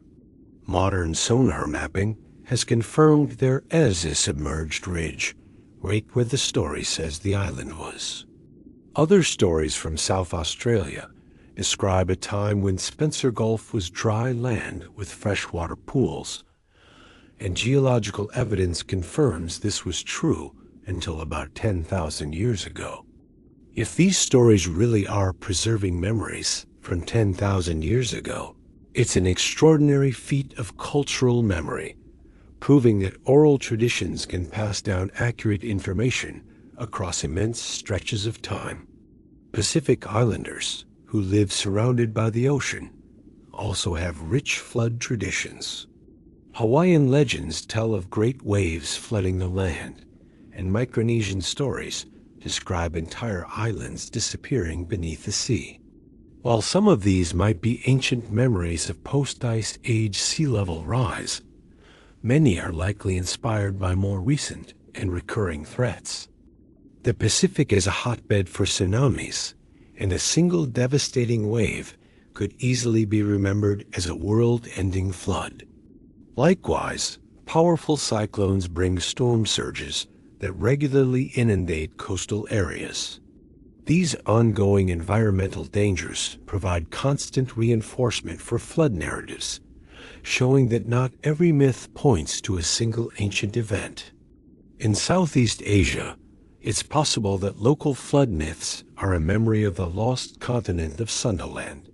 During the Ice Age, much of the region was a single vast landmass connecting modern-day Indonesia and Malaysia. As the seas rose, this land was submerged. Some local legends describe a time when the islands were all connected, which could be a folk memory of this dramatic transformation. However, proving this is tough. Many of these stories were only written down recently, so it's hard to know how much they've changed over thousands of years. It's a fascinating debate, but it highlights the potential for myths to hold clues about real prehistoric events. No discussion of submerged lands would be complete without mentioning Atlantis. Around 360 BCE, the Greek philosopher Plato wrote about an advanced island civilization that became corrupt and was soaked by the gods in a single day and night. Most scholars agree Plato invented Atlantis as a moral fable. No credible evidence for it has ever been found. However, Plato might have been inspired by a real event, the catastrophic volcanic eruption on the island of Thera around 1600 BCE. This disaster devastated the real-life Minoan civilization, a Bronze Age superpower. A real story of a civilization suddenly destroyed by a volcano and tsunami could have been the seed for Plato as legendary tale. The idea of Atlantis has since captured the world's imagination, becoming the ultimate symbol of a lost civilization. So, how should we approach these ancient texts and myths? We have to be critical. They aren't simple history books. They're complex documents with their own biases and purposes. But we shouldn't dismiss them as pure fantasy either. Texts can point archaeologists in the right direction, and archaeology can, in turn, help us understand the texts. Oral traditions, especially from cultures with strong memorization practices, deserve our respect as potential sources of ancient information. The key is to balance an open mind with rigorous scientific standards, using every tool we have, from textual analysis to geology, to piece together the past. These ancient texts and myths often speak of catastrophes, floods, earthquakes, tsunamis, and volcanoes. And archaeology confirms that such disasters have been a constant part of the human story, wiping out coastal communities and reshaping the world map. Understanding these past disasters is crucial, not just for finding lost cities, but for recognizing the threats we still face today. Next, we'll dive into the hard evidence of how these natural catastrophes have sent civilizations plunging beneath the waves. Not all underwater sites sank slowly over time. Some vanished in a flash, wiped out by nature's most destructive forces.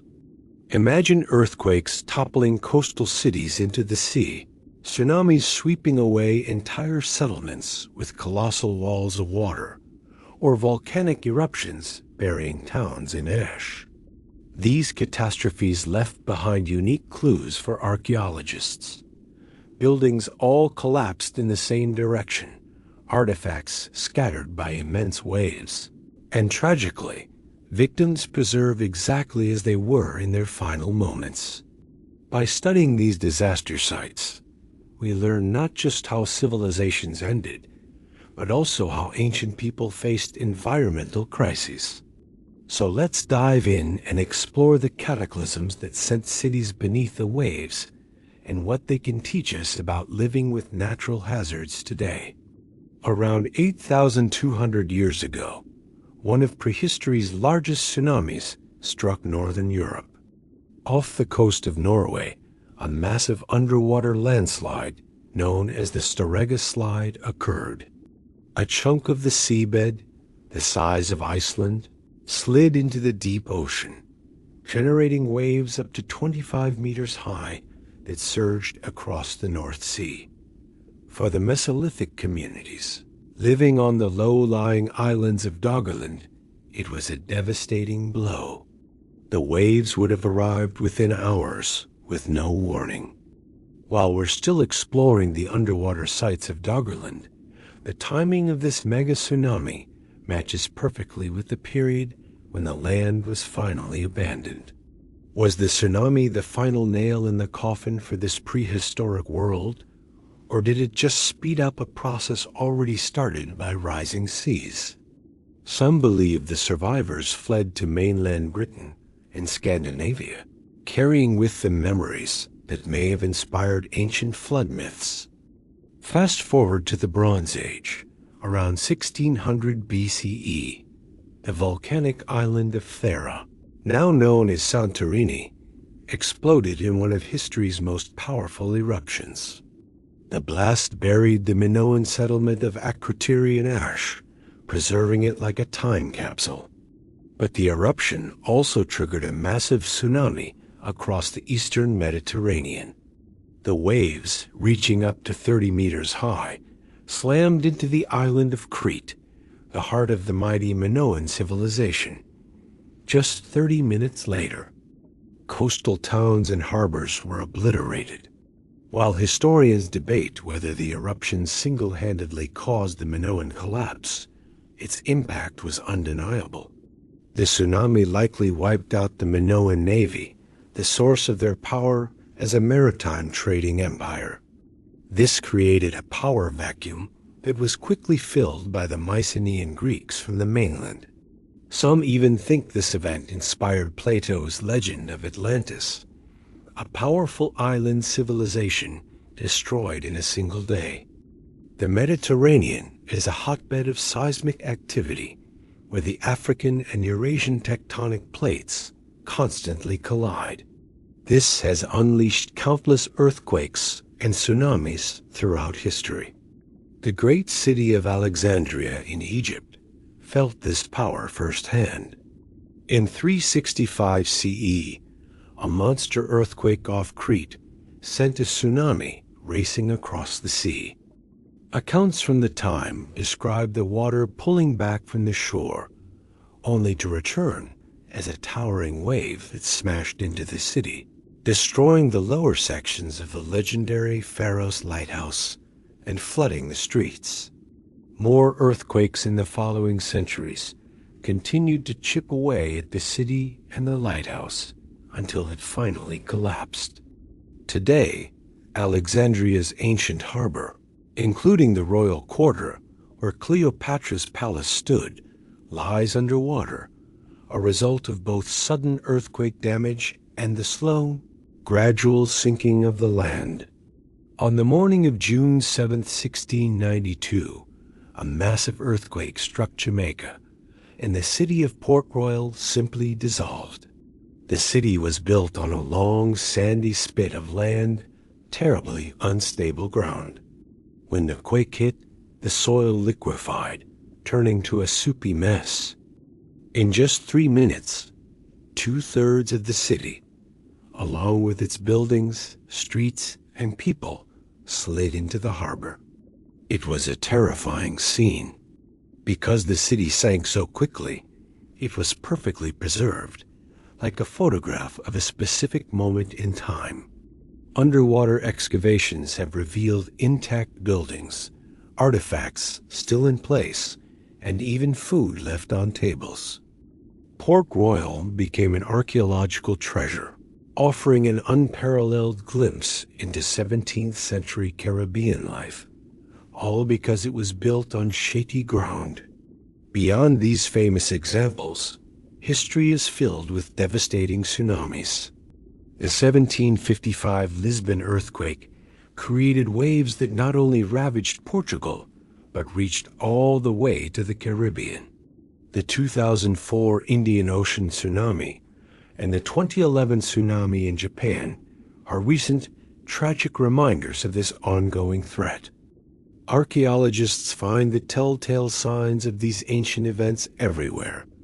Chaotic layers of destruction, marine sediments found far inland, and buildings collapsed in the direction of the wave's force. What is fascinating is that many coastal sites show evidence of being hit by tsunamis multiple times over the centuries. Yet people kept rebuilding, drawn by the opportunities of living by the sea, a pattern that continues to this very day. Volcanoes also pose a huge threat to coastal areas. Besides lava and ash, the biggest danger can be eruption-generated tsunamis. When the volcano Krakatoa erupted in 1883, it created waves 40 meters high that killed over 36,000 people. When Mount Vesuvius erupted in 79 CE, it buried Pompeii in ash, but it also sent superheated pyroclastic flows into the town of Herculaneum, instantly killing people who were hiding in boathouses by the shore. The rapid burial from volcanic events can preserve sites with incredible detail, offering a poignant snapshot of a community's final moments. Even regular storms can cause immense damage. Hurricane storm surge can flood low-lying areas, while powerful waves erode coastlines, destroying buildings and changing the shape of the land itself.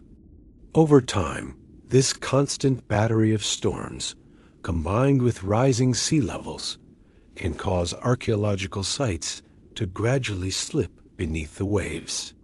Today, climate change is making these storms more intense, increasing the threat not only to our modern coastal cities, but also to the fragile underwater heritage that lies just offshore.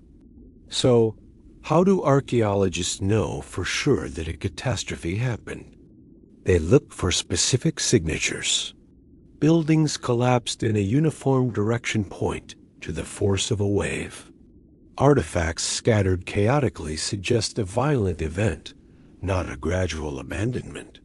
Human remains found in positions of escape or shelter tell a tragic, sudden story.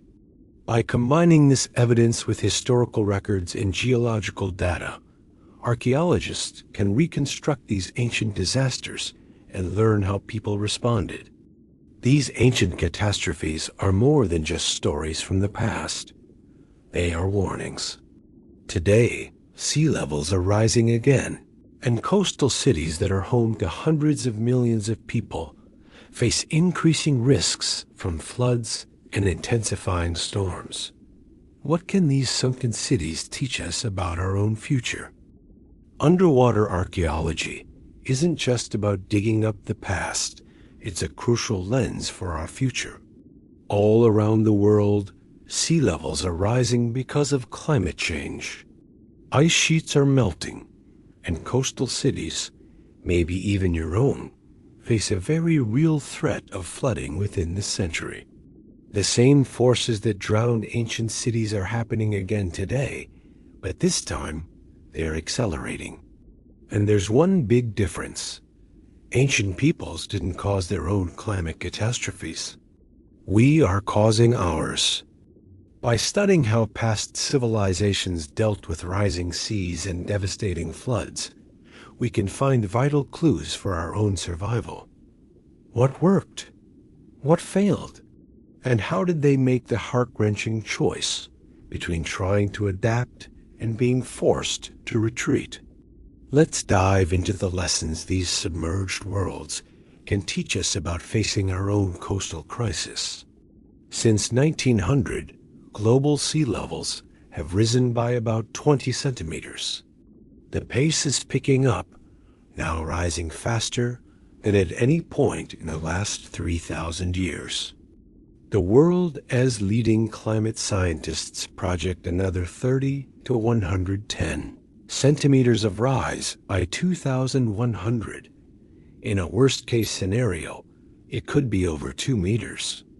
Why is this happening? It's simple physics. As our oceans warm, the water expands. At the same time, ice from Greenland and Antarctica is melting at an alarming rate. Greenland alone is losing around 280 billion tons of ice every year. If all of Greenland's ice melted, sea levels would rise by 7 meters. If Antarctica melted completely, they'd rise by a staggering 58 meters. While that would take centuries, even a meter of rise this century puts over 600 million people at risk. Cities like Miami, New Orleans, Amsterdam, Shanghai, and Mumbai are on the front lines. Entire island nations, like the Maldives and Tuvalu, could become uninhabitable. But unlike our ancestors who faced natural climate shifts, we know the cause: our greenhouse gas emissions. And that means we also have the power to slow it down. Let's look at some cities on the brink. Miami is built on porous limestone, so seawater doesn't just come over the walls, it seeps up from below. Sunny day flooding is already a common sight. Much of New Orleans is below sea level, protected by levees that we saw fail catastrophically during Hurricane Katrina. Venice and Amsterdam have fought the sea for centuries with incredible engineering, but even their advanced defenses are being pushed to the limit.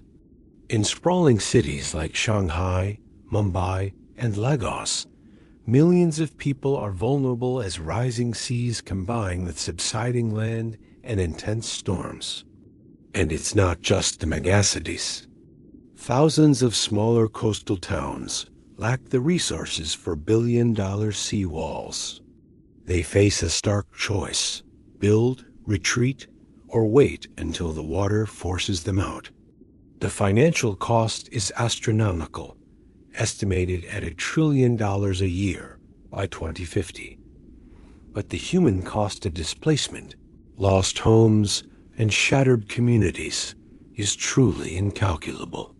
So, how did ancient people handle this? The archaeological record shows a few key strategies. Some practiced a gradual retreat, moving their settlements inland over generations as the coast advanced. Others adapted by building on higher ground or on stilts.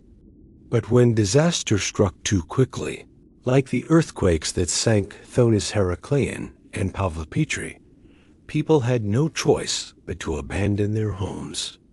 And yet, some communities persisted, rebuilding again and again because the benefits of living by the sea, the resources, the trade outweighed the risks.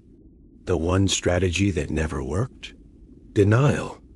Communities that failed to adapt were eventually washed away. The lessons for us are clear. First, adapting early is far easier than responding to a crisis. Second, retreat is only an option if there's somewhere to go. Third, engineered solutions have limits and can fail. And finally, our deep attachment to a place can make it incredibly hard to leave, even when it's the logical choice.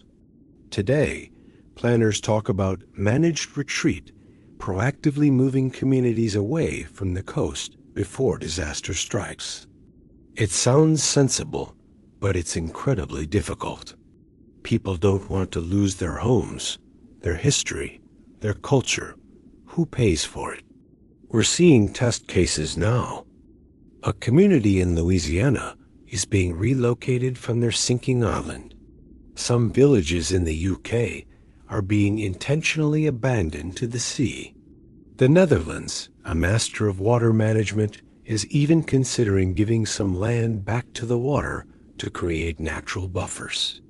But for native Alaskan villages, where permafrost is melting and entire coastlines are eroding, the cost of moving is often too high. The other path is to build resilience-creating cities that can live with water. Think amphibious houses that float, flood-proof buildings, and green infrastructure like wetlands that absorb storm surges. The future will likely be a mix of all three: defend, retreat, and adapt. Ironically, rising seas threaten the very underwater sites that hold these lessons. Stronger storms are battering shallow water ruins, and changing ocean chemistry is accelerating their decay. Archaeologists are in a race against time to document these sites before they're lost forever, creating digital 3D models as a permanent record. But this salvage archaeology is reactive. A better approach is proactive protection, creating marine preserves and requiring archaeological surveys before any coastal development. The tough reality is that when people's homes and lives are at stake, saving ancient ruins can seem like a low priority. It's a difficult ethical balance between preserving our past and protecting our future. Archaeology gives us a unique long-term perspective. Climate records from ice cores tell us what the environment was like, but archaeology shows us how people responded. Civilizations have risen and fallen with climate shifts. The Maya, for instance, faced devastating droughts. But others, like the Polynesian navigators, thrived by adapting to changing conditions. The lesson is that climate change has always been a part of the human story. Our response is what determines the outcome. Today's climate change is faster and of our own making, but history shows that societies that ignore environmental warnings are the ones that collapse. Those that adapt, diversify, and stay flexible are the ones that survive. We have technology and knowledge our ancestors couldn't dream of. The question is whether we can overcome our divisions to use it wisely. Despite the stark warnings, there is reason for hope. Humanity has faced environmental catastrophes before and found a way through. The people of Doggerland didn't vanish. Their descendants became the people of modern Europe. Egyptian civilization didn't end when Heracleion sank. It flourished in nearby Alexandria. Human resilience is our greatest strength. We have the scientific understanding, the global communication, and the technology to tackle this crisis. We can reduce emissions, adapt our coastlines with smart engineering, support vulnerable communities, and preserve our shared heritage. The choice is ours. Underwater archaeology is a powerful reminder that while nothing lasts forever, human ingenuity and cooperation have seen us through for hundreds of thousands of years. Those same qualities can help us navigate this crisis if we find the will to act. So what can you do? First, get informed. Understanding the science is the first step. Second, support leaders and policies that take climate change seriously. Third, think about your own carbon footprint. Every little bit helps. Support organizations working to protect vulnerable communities and preserve our cultural heritage. And most importantly, talk about it. The people who built these sunken cities were at the mercy of forces they couldn't control. We are not. We have the knowledge. We have the technology. These drowned worlds are a warning, but they are also a testament to our ability to endure. We've survived environmental crises before. With wisdom, cooperation, and action, we can survive this one too. But the world we save will be determined by the choices we make right now. We've journeyed through time and across the globe, from sunken landscapes to drowned cities. We've seen how technology is revealing these lost worlds, and how their stories offer critical lessons for our own time. Underwater archaeology is more than just a hunt for treasure. It's a vital science that connects our past, present, and future. Over the past 2.5 hours, we've explored some of underwater archaeology's most remarkable discoveries. We've journeyed from the submerged temples of Thonis-Heracleion in Egypt to the perfectly preserved Bronze Age city of Pavlopetri in Greece. We've walked through the lost lands of Doggerland and examined ancient sunken cities from Israel to China. We've seen the incredible technology used to find these sites and the artifacts that reveal the daily lives of ancient people. This journey through underwater archaeology reveals not just fascinating discoveries, but profound lessons about human resilience and our vulnerability in the face of a changing world. And yet, everything we've explored is just a tiny fraction of what lies beneath the waves. UNESCO estimates there are 3 million undiscovered shipwrecks globally. The number of submerged settlements? Potentially tens of thousands. We've only mapped about 5% of the ocean floor with modern technology. Huge areas like Sundaland in Southeast Asia, larger than India, remain almost completely unexplored. The Persian Gulf, once a dry river valley, has barely been surveyed. Most exploration is limited to shallow waters, while the deep ocean remains less explored than the surface of the moon. But as technology like autonomous underwater vehicles and artificial intelligence improves, the pace of discovery is set to accelerate. The next few decades could revolutionize what we know about our past, revealing lost civilizations we don't even know existed. So, what have we learned about ancient people from these discoveries? First, they were far more sophisticated than we often assume, with incredible engineering and vast trade networks. Second, their cultures were not isolated but cosmopolitan, constantly mixing and adapting. Third, they were incredibly resilient, facing disasters like earthquakes and tsunamis as a regular part of life. We've learned that a huge part of our history took place on land that is now underwater, meaning our understanding is incomplete without looking beneath the surface. And finally, these sites remind us that nothing is permanent. Even the mightiest cities can fall to time and nature. Yet, human culture and knowledge persist, passed down through generations even when physical places are lost. Because these sites are irreplaceable, their preservation is critical. They face constant threats from coastal development, fishing, pollution, and looting. Protecting our underwater heritage requires international cooperation.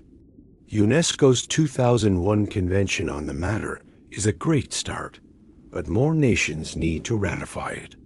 It also requires funding and public education. When people understand the value of these sites, they are more likely to support their protection. Successful examples like underwater archaeological parks show it can be done. Losing these windows into our past would impoverish all of humanity. We have a responsibility to protect them for future generations. Technology will be the key to unlocking the ocean's secrets in the coming decades. Autonomous underwater vehicles will map vast areas, while AI will analyze the data to find sites humans might miss. Virtual and augmented reality will let anyone visit Pavlopetri or Thonis-Heracleion from their own home. We might even be able to reconstruct what ancient people looked like from tiny fragments of DNA found in sediment. But technology isn't a silver bullet. We still need trained archaeologists to interpret the data, ethical frameworks to guide the research, and a global community that values the shared heritage. After all, no robot can replace human curiosity and our passion for understanding the past. Underwater archaeology uniquely connects our past to our future. Studying how ancient peoples dealt with rising sea levels gives us crucial insights for our own battle with climate change. The key difference is they were often victims of natural processes they couldn't control. We are causing the current changes, which gives us a greater responsibility, but it also means we have the power to act.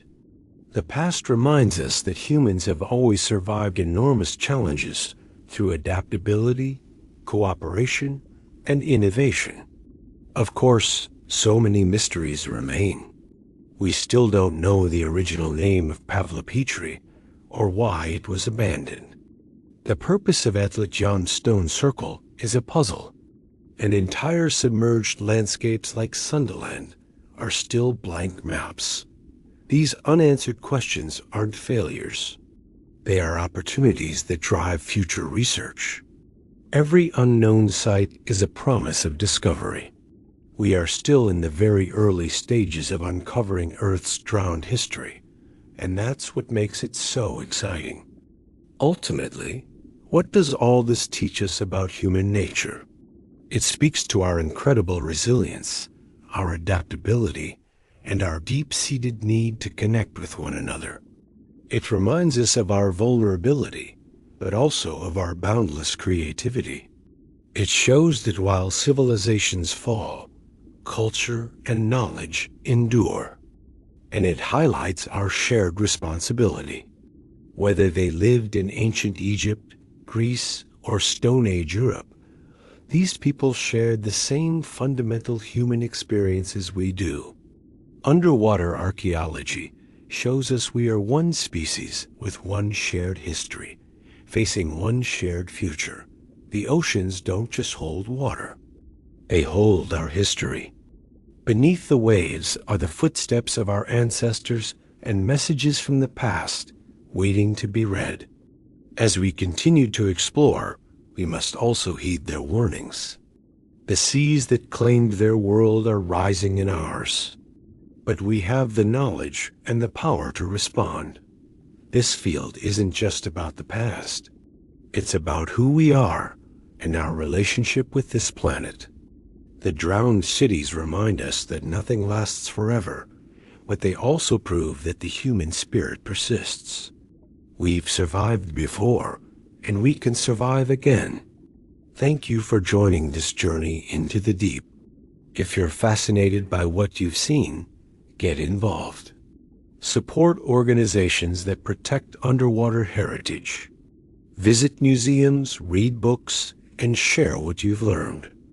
The past beneath the waves belongs to all of us, and protecting it is our collective privilege. The lost civilizations we've explored are not truly lost. They're waiting to teach us if we're willing to listen. Keep exploring, keep questioning, and keep marveling at the extraordinary story of humanity. Thanks for watching.